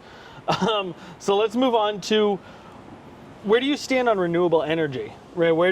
How do you feel about all of that kind of thing? I'm gonna let you take that wherever you want to take it. In the state of New Hampshire, we just, and this country more broadly, we need more sources of power. So I think we should have solar panels on every school, every publicly owned building, that's just a free resource. In addition, if we can pair those with battery systems and you have a closed loop, that's a really good way to do it. There's some really cool technology coming on board with solar or wind turbines. They've got these new ones I just saw that actually don't have a blade. It's just a pole, and it's internal. I don't know exactly how it works, but I think that is going to be a really cool thing because I think aesthetically it'll look better. I think there's some wind projects that they've got proposed off the coast that I support. There's some people that do not, and I say to those people, tell me how else we're going to get more power because we need it. I have two things I wanted to talk about. That one is the cost of energy through Eversource is fucking maddening, right? So over the last 20 years, we've been I feel like we've been sold a lie about like energy efficient bulbs, energy efficient washing machines, energy efficient dryers that was supposed to save us all this money. My energy cost has never gone down in the entire time of my life. That's an interesting, So like we've done all these things to cut measures. Now there's, there are solar panels on all these buildings. There's more energy being produced off grid and then sold to the grid than ever before. But the prices keep going up. Eversource keeps being more and more profitable. Over the last, I want to say 4 years, their profits went up like 28% year over year. Is there anything you can do as governor to put a damper on that? Well, Because I think it depends on who's on the Public Utilities Commission, and I think a lot of those people that are appointed there are Republican-leaning people that do not support. they probably are paid by Eversource. Yes, and do not support green energy. There's a lot of projects that are waiting to get connected to the grid, which I think would bring prices down. There's this whole process for which they have to do these analysis of like, all right, we're going to bring this many solar panels on. How is this going to affect the load? And basically right now, Eversource is not really incentivized financially to do the work to bring these projects online. And there's some things you could do to fix that. And I'm actually pro-nuclear. My dad was a nuclear engineer at Seabrook for 30 years. That was the next question I wanted to ask you. Yeah, and I think, I mean, one of the most, and probably people are arguing about whether or not this is true, but one of the probably most depressing things I've heard on a podcast, I can't remember which one it was, but this guy said, you know, if we had followed the plan with nuclear energy and had not basically let fossil fuel throw this terror or this fear campaign with, you know, Basically tying it to the bomb. yeah, and tying it to these meltdowns, you know, you did have some incidents. If we had not let them sidetrack us and make us afraid of nuclear energy, we would not have global warming problems. It would not be there. And you know, I talked to my dad for years as a nuclear engineer. They, you know, people say, oh, what about the waste? They had this whole plan where there was going to be, you know, newer plants that were going to take the old spent uranium and reuse that in different ways. And they had this whole plan, and we basically just stopped it, basically with Seabrook, you know, and At the worst point. at the worst point. The and worst and the possible. crazy thing is, like, you know, people are like, oh, well, nuclear power, like Chernobyl. 50 people died at Chernobyl. Yes, some children got cancer, but guess what? They lived. And every year, something like 7 million people globally die because of air pollution from coal, you know? And how many people died because of nuclear power last year? I think it was probably zero or close to zero, maybe a worker possibly somewhere in the world. And you have these bad incidents like Fukushima and things like that. But the thing about the nuclear industry is it's heavily regulated. My dad was in safety, right? And like when Fukushima happened, they re-engineered everything. So what happened with Fukushima is that there was these diesel motors that were supposed to help the power plant wind down. Because the problem is you can't just shut it off, you gotta slowly sort of wind it down. The diesel engines got engulfed with water, and they had no way to keep the plant from overheating and to cool it down. So what was the solution? It's not even that complicated. They put a massive tank of water on top of the power plants so that they could, through gravity, cool it down. Wasn't there another issue where there was a seawall that was supposed to collapse? Was that? Well, there was an issue where they had built it for a certain level of wave or whatever, a certain height of a wave, and it just surpassed their highest expectations. Gotcha. A tsunami, that's the word I was looking for. Yeah.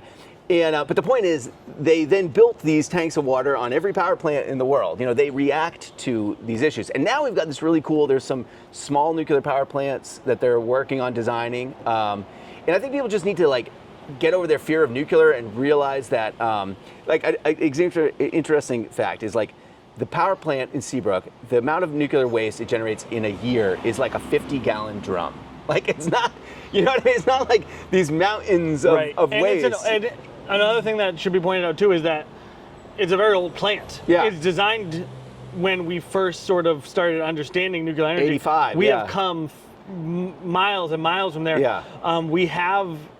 We now have plants that can basically utilize a much less dangerous fuel, and Yeah. will utilize the fuel all the way till it is completely spent and it is no longer radioactive.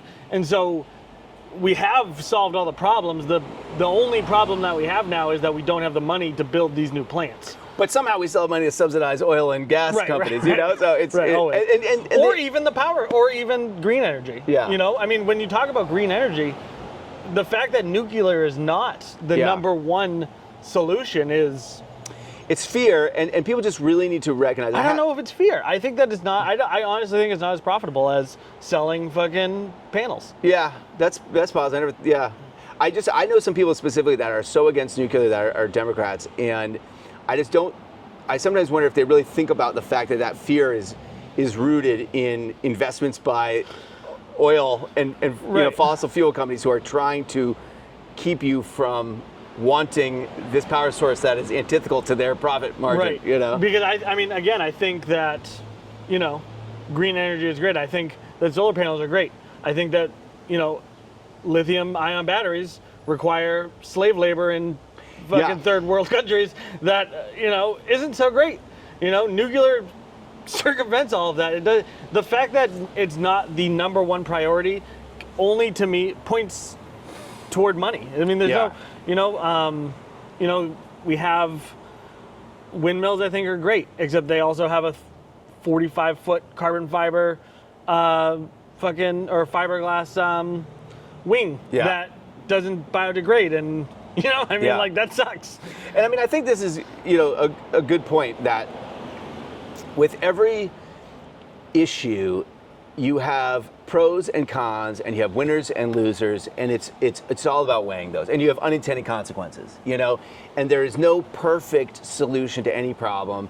And except nuclear. And many of these problems require multiple solutions, and the trick is just weighing these pros and cons. As governor, would you be open to looking at more nuclear energy if that's within your power? I think if we can keep Seabrook open safely, I know that there's probably some things. I'm sure that there's things that they have to do to keep it open. I think that would be a good plan, especially in lieu of anything else. Right. A lot of times people are like, oh, I don't want these wind turbines off the coast because it's going to ruin the view. Or I know the lobstermen were upset because of fishing patterns or lobster patterns. But it's like, all right, well, what's the alternative? Because if there is no alternative, that's our power costs going up. Right. But yeah, I also think, like I said to begin with, I think solar panels on every public building should just be that where it makes sense should be mandatory, because especially like the schools, you got these massive roofs, Right. And we have done some in Newmarket, and we've talked about it, but there hasn't really been the funding to have we almost need like a statewide initiative to just really boost that up, and to just also decentralize the power through batteries. I think that's an interesting aspect to, especially in New England, when you've got power lines going down, ice storms, you know what I mean? It would be good if we had power sources that were not all coming from the same place. Right. I do think the future of energy will probably just be so localized as to neighborhoods. Well, and I agree. I think that would be, I've thought about, I don't have, my roof is not quite set up well enough for solar, just not the right angle, it's not big enough, but I think in an ideal world, we would all be basically having our own sort of battery packs and solar panels, wind turbines, or even just a community did, because it would just, by decentralizing, it just makes it a lot more error-proof, especially when we're getting into this world of AI, and there's going to be just many easier ways for people to hack into our grid, to break the grid, to use the grid as blackmail to get money for these terrorist organizations that are using AI and hackers to do that. And that's a really good reason to want to decentralize the grid. Yeah. No, I think you bring up AI. Facebook just announced that data center that they're going to be building that will be powered with nuclear energy.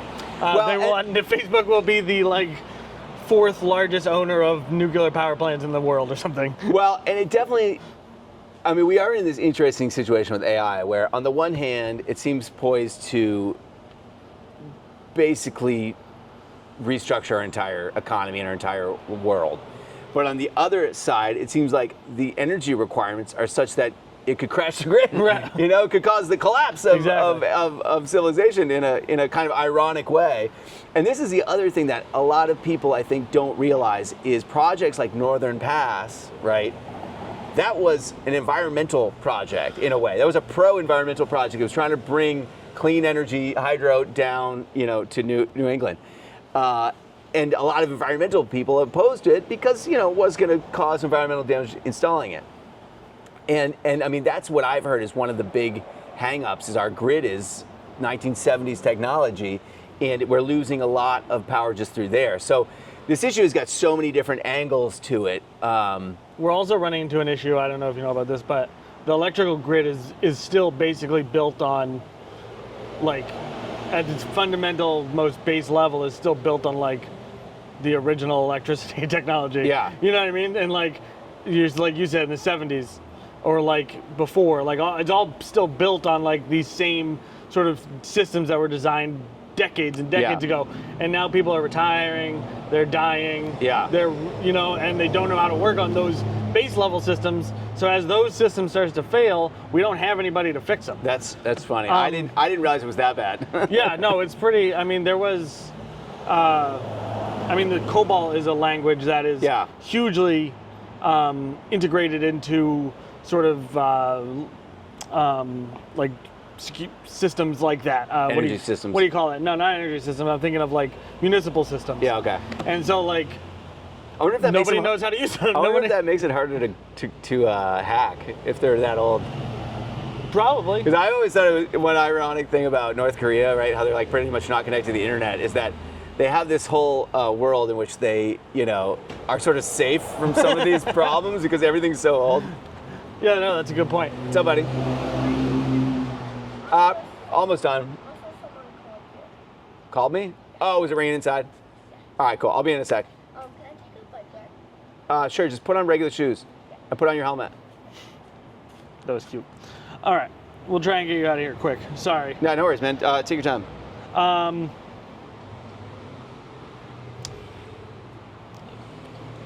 A heated topic of debate. I don't know where you actually stand on this. So, where do you fall on abortion and reproductive rights in the state? Yeah, I mean, I think that that should be wholly up to women, and I think that I just don't think in the live free or die state there's any place for the government to be telling women what to do with their bodies. But that said, I want to make a firm statement that I am against killing of babies. I think sometimes the Democrats are afraid to say that, and the Republicans are constantly accusing them of that. I do not believe in infanticide. I don't think we should kill babies, and I think that we should make it. I hate it when this obviously happens, but it saddens me when women have to have abortions because they economically feel like they cannot afford to have a child. That's kind of depressing to me, and I think that we should make it the goal of society that people want to have kids and feel like, more to the point, not that they want to have kids, but that they feel that they economically can. I think a lot of people have sort of lost sight of what this is all about. And to me, the point of civilization is to continue civilization and to have these children that we teach about the totality of human history and say, carry on, bring on this message.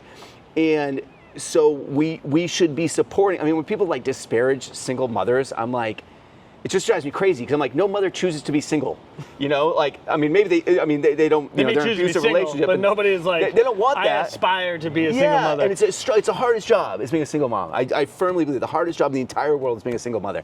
And so we need to help these people with childcare, with healthcare costs, everything, and make it so that people, me and my girlfriend live in this 740 square foot apartment, and I've got one kid. She wants more.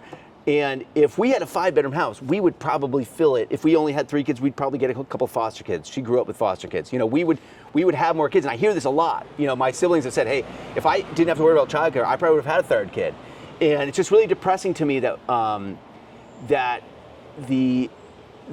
this is a hang up and that we're not more focused on how, especially from the Republican side. Like, hey, you guys are saying you want to bring these babies into the world. All right, let's talk about what's keeping people from wanting to have more babies if that's the issue.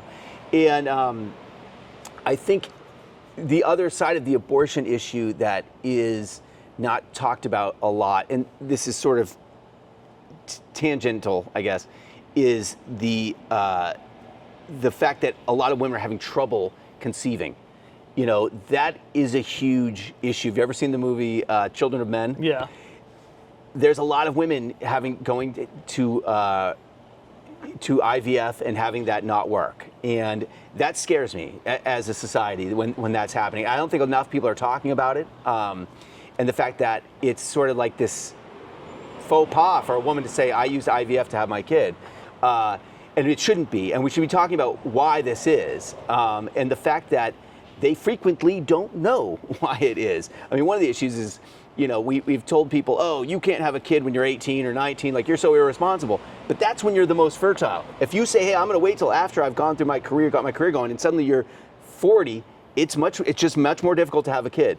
And I know people, like I've got a friend who got pregnant at 17, and everyone was freaking out. Oh my God, she's what is she doing? She's gonna go with a baby. She's gonna have an abortion, whatever. And you know, she had a kid, and now she's got 3 kids, and she's barely 40 and is kind of almost done. You know what I mean? Right. And or at least is halfway through the process, and she does not regret a thing. You know what I mean? And it's just funny to me when someone's like, oh, this 18-year-old, 17-year-old got pregnant. Oh, it's like everybody loves babies. Yeah. You know what I mean? And Babies really do rule. Yeah, they're great. So It's like once they got a little older, they're a little bit more. I know. But like babies, fucking awesome. Yeah, and we should be encouraging that and not not accept the world in which people are like, I want to have a kid, but I can't because of money. Like Right. that just is crazy to me. Right. Or the other sacrifices you have to make. Yeah, I want to have a kid, but I also want to be you know what I mean? I also want to have a fulfilling career. I don't feel as though I should have to choose between those two things. I've got friends, to be honest, who are like, I don't want to have kids because I like to travel and blow coke. And I'm like, Fair that's enough. cool, but like the harder thing about the more people that we have, and as the fertility rate drops, voluntarily or involuntarily, one of the problems that we have is these people that without children, I worry that some of them are less invested in the future. That is really my biggest concern is, why are you going to care about? I mean, you have people that are not having kids because of the environment. They're worried about the environment. But then, for some of these people, I'm like, what's your motivation to worry about the future if you don't see yourself there in terms of your children? Like, there's no, need to caretake for the future, which I just find troubling. Well, I can tell you from a parent standpoint, like, I can very easily understand after having kids why it was so easy for, authoritarian governments to take over, because when you have children, it's like no longer like, I really can't run the risk of going off and getting arrested, to fight for my civil liberties, because if I do, then there's going to be no one to feed my 9 and 3-year-old. Yeah. So what the fuck am I supposed to do about that? You know what I mean? Well, one ironic story about abortion that I learned, I went to Romania when I was like 17 or 18 with a missions trip. And when I was there, this was 1996 or 97, and they had just had a revolution like a half a dozen years before. And what happened in Romania, this is really interesting. Ceausescu was the dictator, they're communists. He said, we're banning abortion. We're going to flood the world with Romanian babies. It'll be this economic boom. And what ended up happening, all these children ended up in orphanages, getting abandoned by the parents. The parents couldn't take care of them. And then fast forward, that was in the 70s, fast forward 18, 20 years later, they have this boom of children who are now 18, 19, 20, cannot find jobs. Those kids flooded the streets because of the economic lack of economic opportunity, overthrew the dictator, who in many ways was responsible for their birth through the abortion restrictions. So I think there's just it's kind of an irony about what can happen with unforeseen consequences. I do think that a lot of times the the consequences of abortion, making abortion more restrictive, making even things like birth control more restrictive, is that it's not like if a 16-year-old with no job and no skills has a baby, that baby then goes on to be fucking like in a great situation. You know what I mean? Like, all you're doing is perpetuating poverty at that point. It would be, it would be better for a woman to have an abortion at 16 than be able to acquire, especially in a system with a low safety net, to be able to go and make a living and produce an income and create a life where that child can then thrive, right? It's like, as much as we like to glorify the idea of like child coming from nothing and working his way up and then becoming Jeff Bezos. Yeah. But Jeff Bezos' parents were fucking rich. Yeah. And Bill Gates' parents were fucking rich. Well, and it's a huge indicator. All of these wealthy people and all of these people who go on to be these wealthy, famous individuals, generally speaking, always come from, unless you are part of like some sort of like, hip hop, which was like an entire cultural movement. Yeah. But like in general, a great indicator of whether or not you're going to be wealthy or where you're going to end up as an adult is where you started off at. It's true. And I mean, I know that housing or family status is a big determinator of future success. And the question is, how do we keep, how do we help, how do we raise, how does the village kind of recombine to help raise these kids. That was like one of the things I learned. I like doing this here because we get to like people watch all the people going by. One of the things like in Mexico that I saw a lot was you would have intergenerational families living together, and so the grandparents were the ones holding the babies while the parents went to work, And we've really lost that in the United States. Is just this, people are sort of terrified to live with their parents, And I mean, I'm super lucky. My parents live right down the road, so they watch my kid all the time. And it would be really hard for me to do that without that support system. And so I think you're right that it is definitely it's important that people have the choice to have abortions at any point, and at the same time, keeping in mind that like less than 1% of all abortions take place in the third trimester. Yeah. And I mean, that stuff, I think, is where you get into this. Maybe even outside the second trimester. I'd have to look it up. But it's a very small percentage happen outside the first trimester. And there's just so many medical things that can go wrong. And it's such a complicated thing. And the people making these laws are not doctors, And so that's where I think. To me, the issue is not that complicated. It's a child is unable to survive outside the womb before 21 weeks. Before 21 weeks, a woman should be able to have an abortion. Yeah. After that, if the state wants to take, if they can induce her, and the state wants to take on the effort and the cost of raising that child, then that, you know what I mean? Like, I don't think that it's really that complex. If a child is able to live outside the womb, then we can, Yeah. Again, I think that women should be able to make that choice for themselves, but I think that if you carried a baby to 21 weeks and there's nothing medically wrong with you and you're only worried about the cost and the ability to raise a child that you can take care of, then I think that you would be open to that option. Yeah. I don't know. I generally think with this type of issue, it's like a live free or die. We should let people make the choices that best reflect their life status and where they're at. And at the same time, when people are having babies, we should the community should be, and the state should be helping them as much as possible to make that as good of an experience as possible, and making sure that those kids are, don't end up as orphans and have the best resources possible. That's always good. Yeah. So you've talked actually quite a bit about the demographics in the state and how we are one of the oldest populations in the country.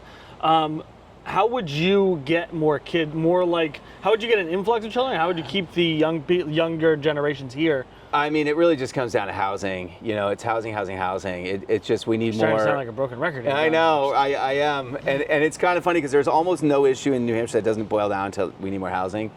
And I think we have to accept the fact that, and this is just really important for people to understand, is that since the 70s and probably before, we have restricted the amount of housing through zoning and planning laws.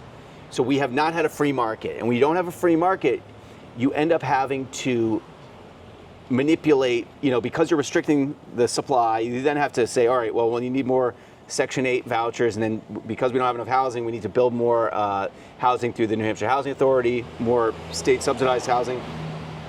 And this is just a symptom of the fact that we're not letting the market work. But we just opening up the market is not going to be enough, because we have waited so long that it's driven up the cost to build, where it's just not cost effective. There's no profit in building family style, small 1,200 square foot houses. So I think what we need to do is, like, right now, the Housing Authority mainly builds apartment buildings, and I think I've really only seen apartment buildings. I don't know if they've built townhouses anywhere. Maybe they have, I'm not sure. But basically, I think we need to expand their mission to also include starter homes. We've got a great neighborhood up here, Maple Crest, and it's about 1,200 square foot houses on maybe a half an acre each, maybe even smaller. All for $650,000. Well, when they first built them, they were up until 27, till probably the pandemic, they were under 300. And now, yes, they're through the roof. But we just need more of that style housing, which goes back to the whole thing that they don't want to build those houses because of the school budgets and everything. So what I find interesting is that, so we talk about zoning laws, local zoning laws. I talked to a contractor recently who I might have on my podcast at some point, and he was telling me that some towns aren't even worth building in because they restrict they only want capes. Yeah. Or they only want, like, they restrict the type of housing down to, like, the color you're allowed to build the house, down to, like, the style of roof you're allowed to have. Yeah. And so, like, the zoning laws are so restrictive, they're like, I'm not going to build there. Why would I, you know, Yeah. waste all this time and money and have to have all these inspectors come through to make sure that my stairs follow the appropriate, whatever look Yeah. of the town, when I could just build somewhere else and then Yeah. in another state and then fucking. Well, no, I've definitely heard a lot of discrepancies between towns. My brother does some design work. He's in that world, and I've talked to other developers that would say, this town's really easy to work with, this one's not. And we need a sort of more unified and uniform code of doing things. And the problem is that planning boards are supposed to plan the growth of towns. They are not supposed to make plans to basically make it impossible to build. Right. And that's what they've done. The plan should not be to shut it down. Yeah, that's what they've done. And it's manipulation of the market. And it's fundamentally antithetical, I think, to the live free or die ethos. And I think that, it's just so crazy to think that if I wanted to if I owned this park and wanted to put, apartment building here, every neighbor that lives around here could object to it, and they could hold up the process in a myriad of ways through the legal system. They could sue. It could take me 10 years, and by then, who knows if I can afford to do the project. And we just don't do that with other things. We don't just allow. If you want to, It didn't even have to be. If you want to put a shed on your property, I know you have to get your neighbor's permission, right? Which is crazy. And I think that is a huge issue, and I think that people are waking up to this issue, that it's really just you end up with a handful of people that can really dictate what happens in a town, and it's not fair. And the downstream effects are this lack of housing and this lack of the type of housing that we actually need. So back to your original point is, the government's going to have to step in. They have delayed. We have hindered the market for so long.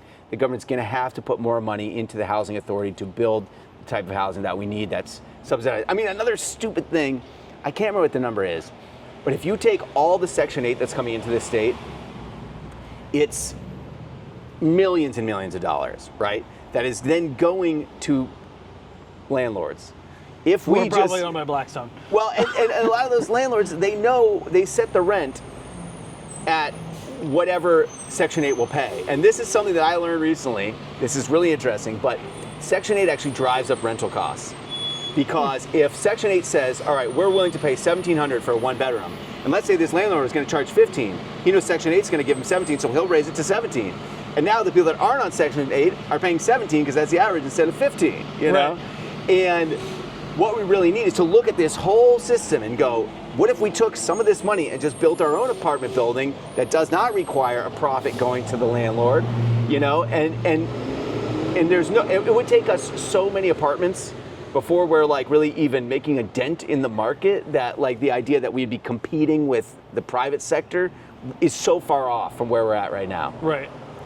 And now let's end on something fun. Drugs. So New Hampshire, for some reason, hates marijuana. Where do you fall on the marijuana question? And So how would you? Hold on, let me Yeah, finish. sorry. I'm going to throw a bunch of issues Yeah. out. We can just finish this up. Where do you fall on the marijuana question? Where do you fall on the question of other illegal substances? One I find particularly interesting is steroid use. I'm curious to see where you fall on that. And then also, what would you do with the funding that you could receive from marijuana sales? So let's just start with cannabis in general. I'm in favor of legalization. And it's kind of funny. So I talked to a bunch of people a few people that were on the committee that was kind of trying to decide how to legalize it. And so I made my plan based on what I learned from them. And the two big takeaways I heard was that the Republican senators that are going to have to approve whatever plan we have, that's important for people to understand, I could give you this plan that you want to hear that won't be possible legislatively. I have come up with a plan that I think is legislatively possible and also beneficial to my other goals. So they do not want an infinite number of stores. They go to Maine and they go to Vermont and they think it's tacky. And whether you agree with them or not, they're the ones that are going to decide how we legalize it. The other thing that they want is the Republicans want the state to be gaining the revenue. Partially it's because they look at the Liquor Commission, they say that brings in hundreds of millions of dollars. and partially because the liquor commission sales are going down as people transition to cannabis. So, and this is what drives me really crazy about this issue, is the Republicans want state-run cannabis stores, which are socialism. The Democrats want privatized, which is free market capitalism.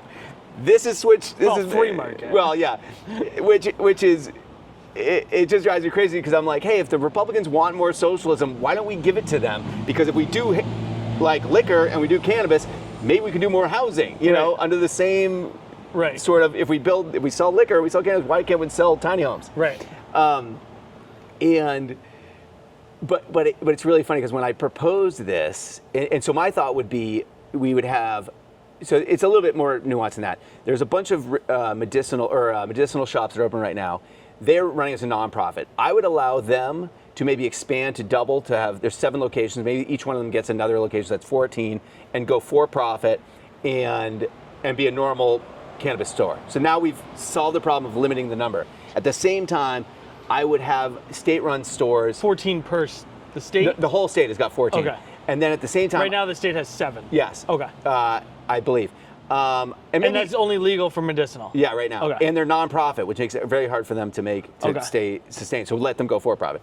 And at the same time, and maybe even expand that to 20 or whatever. Pick a number. The non-profit weed store. I know. That's crazy. I would also then expand cannabis to the state liquor stores. And like for people who are like, oh, I don't want the state-run model.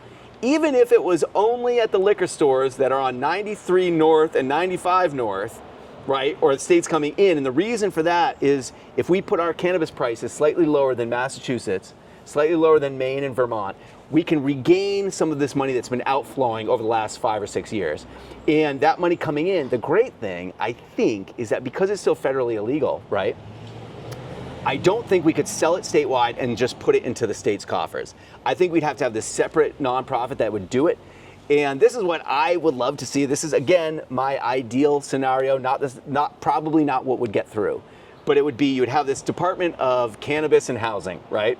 And they get in the money and they just write checks for housing. They're like, hey, this develop, and you use the money not just as grants, but as a loan fund. So this developer says, hey, I'm willing to build, these 20 starter homes. I need whatever X amount of money, $100 million to do it. We'll loan you out that money at a lower interest rate, than you're getting right now. And so the developer has an incentive to do it because he's getting it at a lower rate. And then those mortgages that are then being written are getting paid back at this slightly lower rate. That's then building up this fund into more and more money. And then you have this continuously growing pool. And then maybe at some point, in 10 years, we don't need more money for housing, we could transition into something else. But it'd basically just be this revenue stream that could be like plugging whatever's like the most needed hole in the state. And in a way that, if you did it right, could basically bypass the legislature. You know what I mean? And have this committee that's deciding where this money's going, and based on, whatever's, let's say the number one issue, it's housing now, let's say it's education later, so we put in education. The one thing people need to understand is that regardless of how we do it, if we do it solely privatized, the tax money is going to be 30 to 50 million. If the state sells it itself, it's going to be maybe 100, 150 million, maybe if you really pushed it 200 million. Anyway, and that's a good chunk of money, but it's not like... Oh, hold on, I'm getting it.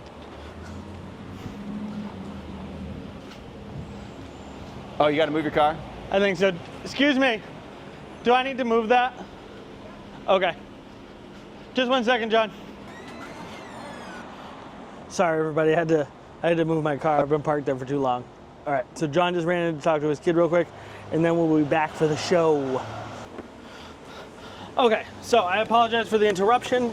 I had been parked in a 2-hour parking spot, and 2 hours just came up, so I had to move my car up a spot. But now I'm in the front row spot, so it doesn't get much better than that. So where were we? We're talking about cannabis. So yeah, I was basically laying out what I think would be an ideal cannabis I think that sounds awesome. plan. The funny part is, I put up this plan, and I had some people in the cannabis community be like, I want to privatize. Like, why does that have to be a state-run model? And I'd be like, well, this is what I think will get through the Republican-held Senate, and it will probably be Republican-held if I win. And this is what it brings up just an interesting point between campaigning and actually legislating. And I sort of made the mistake on the campaign trail of talking about legislating when I should have just said, we're going to legalize cannabis, and it's going to be whatever way in your mind you see being the most, beneficial to you personally. And it was just so funny because I had some people just like really mad about that. And I'm like, I'm giving you 10,000 times more information than Joyce or Cindy or anyone else is. Kelly is not even going to legalize it. Right. And you're like picking me apart for what I'm saying is like probably not even going to get through, because whatever gets through is going to be this bastardized. The process is ugly, but the point to me is like you pick an ideal position and then, hopefully you get pushed towards that ideal, but if it's somewhere in the middle, that's compromised. And so ultimately at this point, I just want to legalize, you know what I mean? And like that, like I said, is the ideal. If that's what the Republicans want to do, if the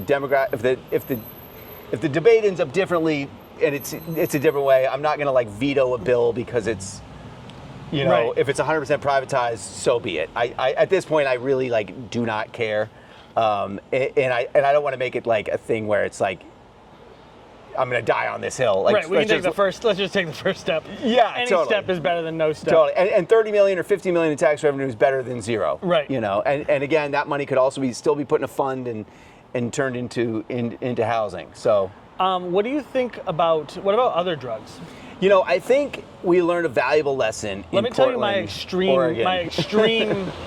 my extreme opinion is that it's not the government's job to tell you what you can put in your body. Yeah.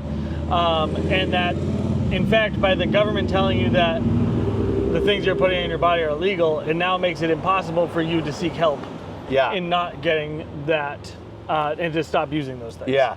I mean, I think that especially with opioids, it's really interesting to look at what Portugal did with full legalization, and parts of Canada has done this too, where I think it's in Toronto that basically the government, you can go to this hospital and they will inject you with heroin up to 3 times a day. And what happens when you do that is if people can get heroin for free, they're not selling heroin to buy heroin, they're not prostituting themselves to buy heroin, they're not robbing people to buy heroin, and it basically makes it no longer a criminal thing, but they're going to this hospital, the nurse is saying, hey, while I'm injecting you, and it sounds crazy, I know that to most people, while I'm injecting you with this heroin, why don't you read this pamphlet about quitting heroin, and like, why don't we test you for HIV while you're here, and hepatitis C and all these other things. Basically, you get rid of all the bad side effects of doing heroin. Yeah, and the idea that instead of, I forget who I heard this from, but, drugs are too dangerous to leave in the hands of drug dealers. But that said, Portland, Oregon tried to decriminalize all drugs, and it was a mess. And they're actually pulling back from that, because what happened was they had this idea of, hey, we'll decriminalize drugs and make it easier for people to get access to drug recovery and to get off of drugs and addiction treatment. We'll make that easier. They didn't do that part. They just decriminalized the drugs, and so it was just a bit of a mess with people doing hard drugs right out in the open. And I find at a certain point you kind of have like different drugs in the sense that like no one really is lost self-control from cannabis in terms of the same way that you can with heroin or some of these other like really hard drugs. I can't even think of the names, but I guess Opioids? Fentanyl. But there's also some other new ones like just some really debilitating ones that are coming up. I can't remember what the one is, like a combination of fentanyl and anyway, where you have these people and they physically seem to be incapable of taking care of themselves at a certain point.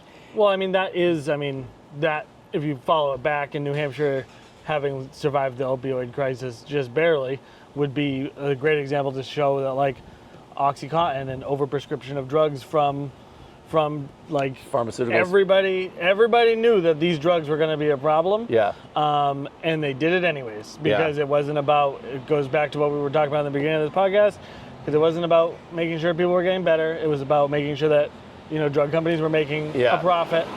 And so that's what they did, and they take no blame for it. If you watch the trials, the family who basically is there's like 8 people, like you can directly tie the entire opioid crisis to like 8 people in the same family Yeah. And none of them take the blame, and it's everybody else's fault but theirs. Yeah. And all they were trying to do is their God-given right to make as much money as they possibly could. Well, and this is the same with a lot of drug dealers. You know, they're Right. just capitalists that got, you know, into the wrong product Right. frequently. So it definitely aggravates me too when people are punished for selling quote unquote illegal opioids, you know, in a much more severe way than people are selling legal opioids that are both causing the same problem. Right. And how you deal with that, you know, the opioids. I mean, one good thing is in the last handful of years, through the use of Narcan and stuff, we've seen a drastic reduction in deaths from opioids, which I think we should be glad that that's happening. And at the same time, I think the bigger issue is, you know, why are people ending up in a situation where they are hooked on opioids? Right. You know, and we talked about OxyContin. I mean, that was a big issue. And I still know people. Even, you know, I had an employee a couple of years ago who was like, man, I just hurt my knee and they gave me this massive OxyContin prescription. He's like, I don't even want to touch it. You know, he's like, I'm afraid to even do it. And it's like, why are they still handing out these massive prescriptions, Right. you know, for OxyContin? And it's like, obviously somebody's getting paid to do that still, you know, Right. at this point.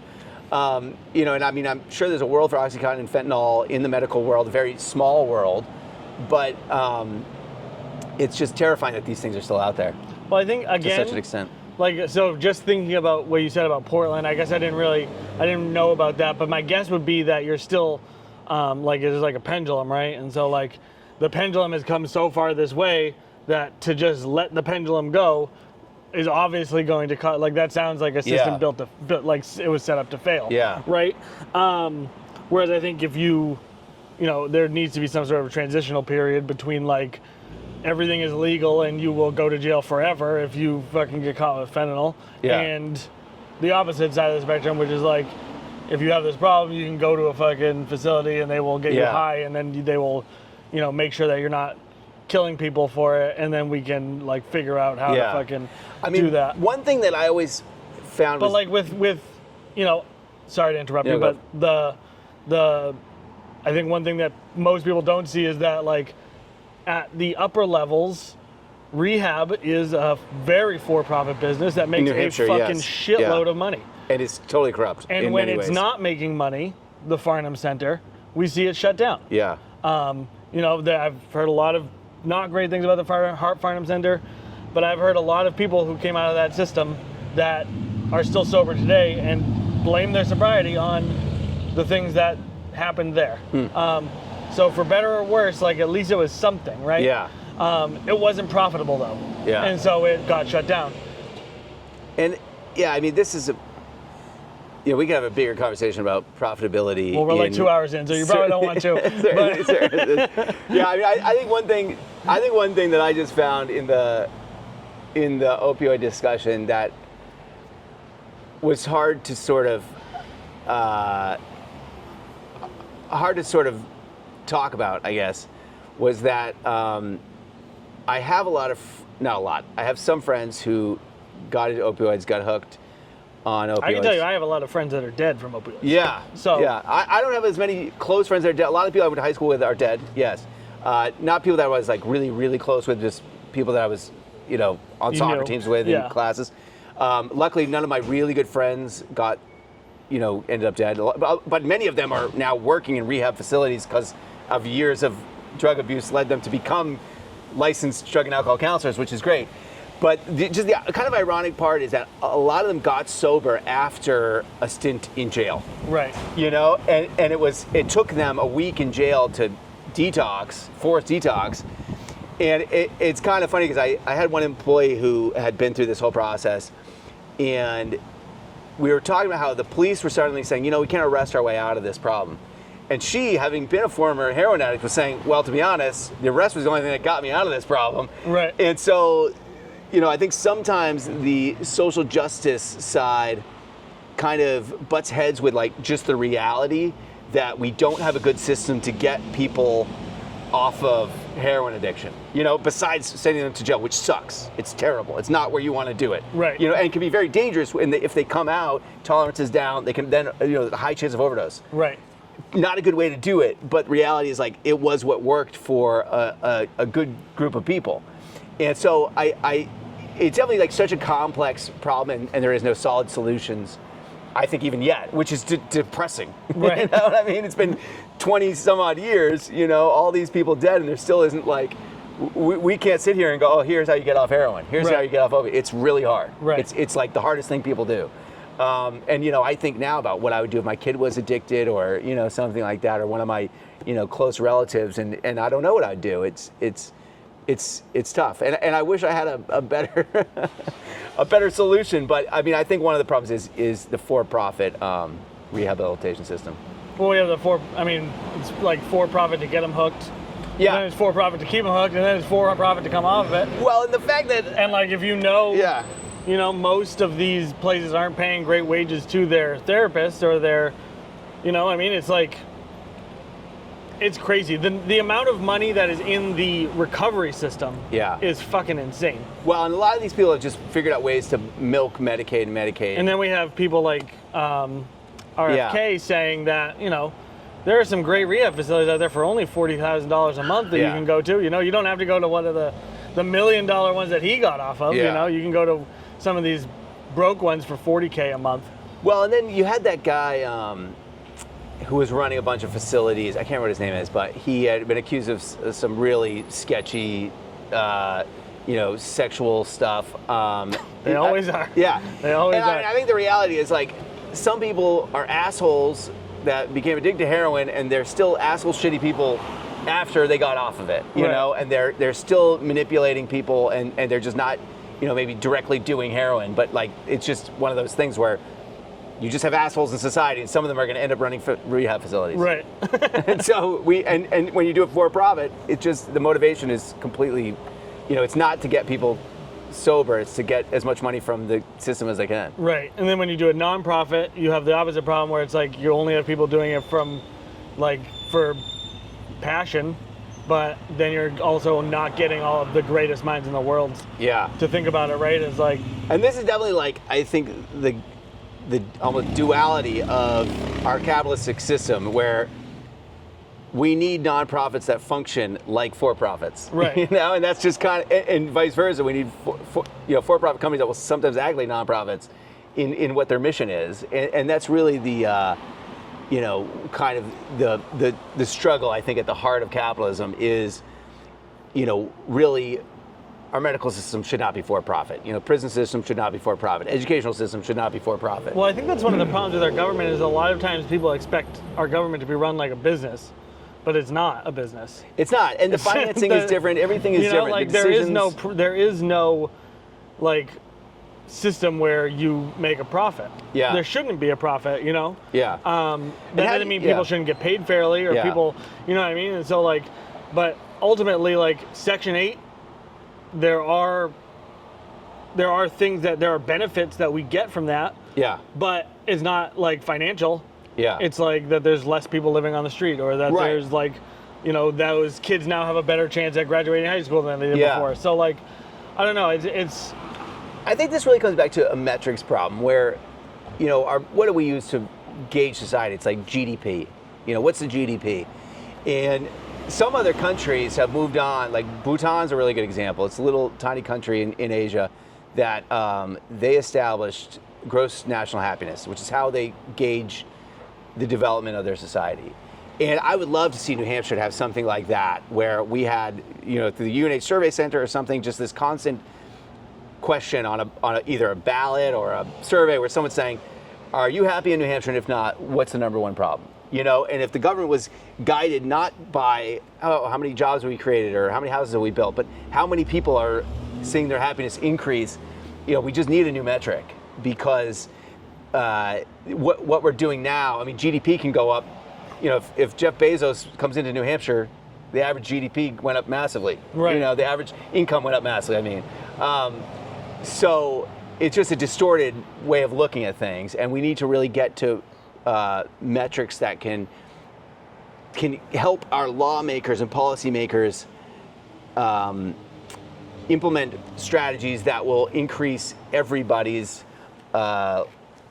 well-being. Right. Well, at the end of the day, what else are we doing it for? Like, what else is the point? What is the point? What is the What is point? the point? If like the goal is not to make as many people in the world as happy as possible, like what is the point of being a part of a society that fucking sucks? Well, and this is the thing that I don't know how we got so lost in this as a country, but this is like in our foundational document. It says life, liberty, and the pursuit of happiness. And how can you pursue happiness when you're homeless or hungry or uneducated or just, struggling with these base, needs? You can't, and that's. Or if you're working 3 jobs. Yeah, if you're working 60 hours a So week that you and can still live in a barely shitty apartment. still barely making it. I think that's, to me, is my goal as a politician, is to get people back to this question of what are we doing, why are we doing it, and what's the goal? And to me, what we're doing is trying to create a happy society, and I can only really be truly happy when I know that my kid and his kid is going to be happy and have a world that is environmentally clean and is economically functioning in a way that keeps him alive. Right. Like just some basic things. But I think that pursuit of happiness and the fact that the founders of this country put that in there, to me, gives a lot of hope that they had intended for us to be living in a different way, and that if we were to follow those instructions a little bit better. And I think this is something the Republicans should agree on. It's in the Constitution. It's in the it's in the Declaration of Independence. These ideas that we should be, pursuing happiness and pursuing like a great society in which everyone is achieving and everyone is well educated and well fed. It should be the goal. Right. John, thank you so much for doing this. I really appreciate it, guys. Thank you. It's so fun. Let me just say, so where can people find you? VoteKiper.org. That's VOTEKIPER.org. Yes. Thank you, John, for being the only gubernatorial candidate who would come on this podcast. I'm sure you can get Kelly out now. I've tried. They won't respond. I've been trying. But if they're watching this and they would like to come on, I would really appreciate it, and I'm sure the people would too. Until then, we only have the people's chant. John, thank you. Thanks. Sweet, man. That was awesome. Oh.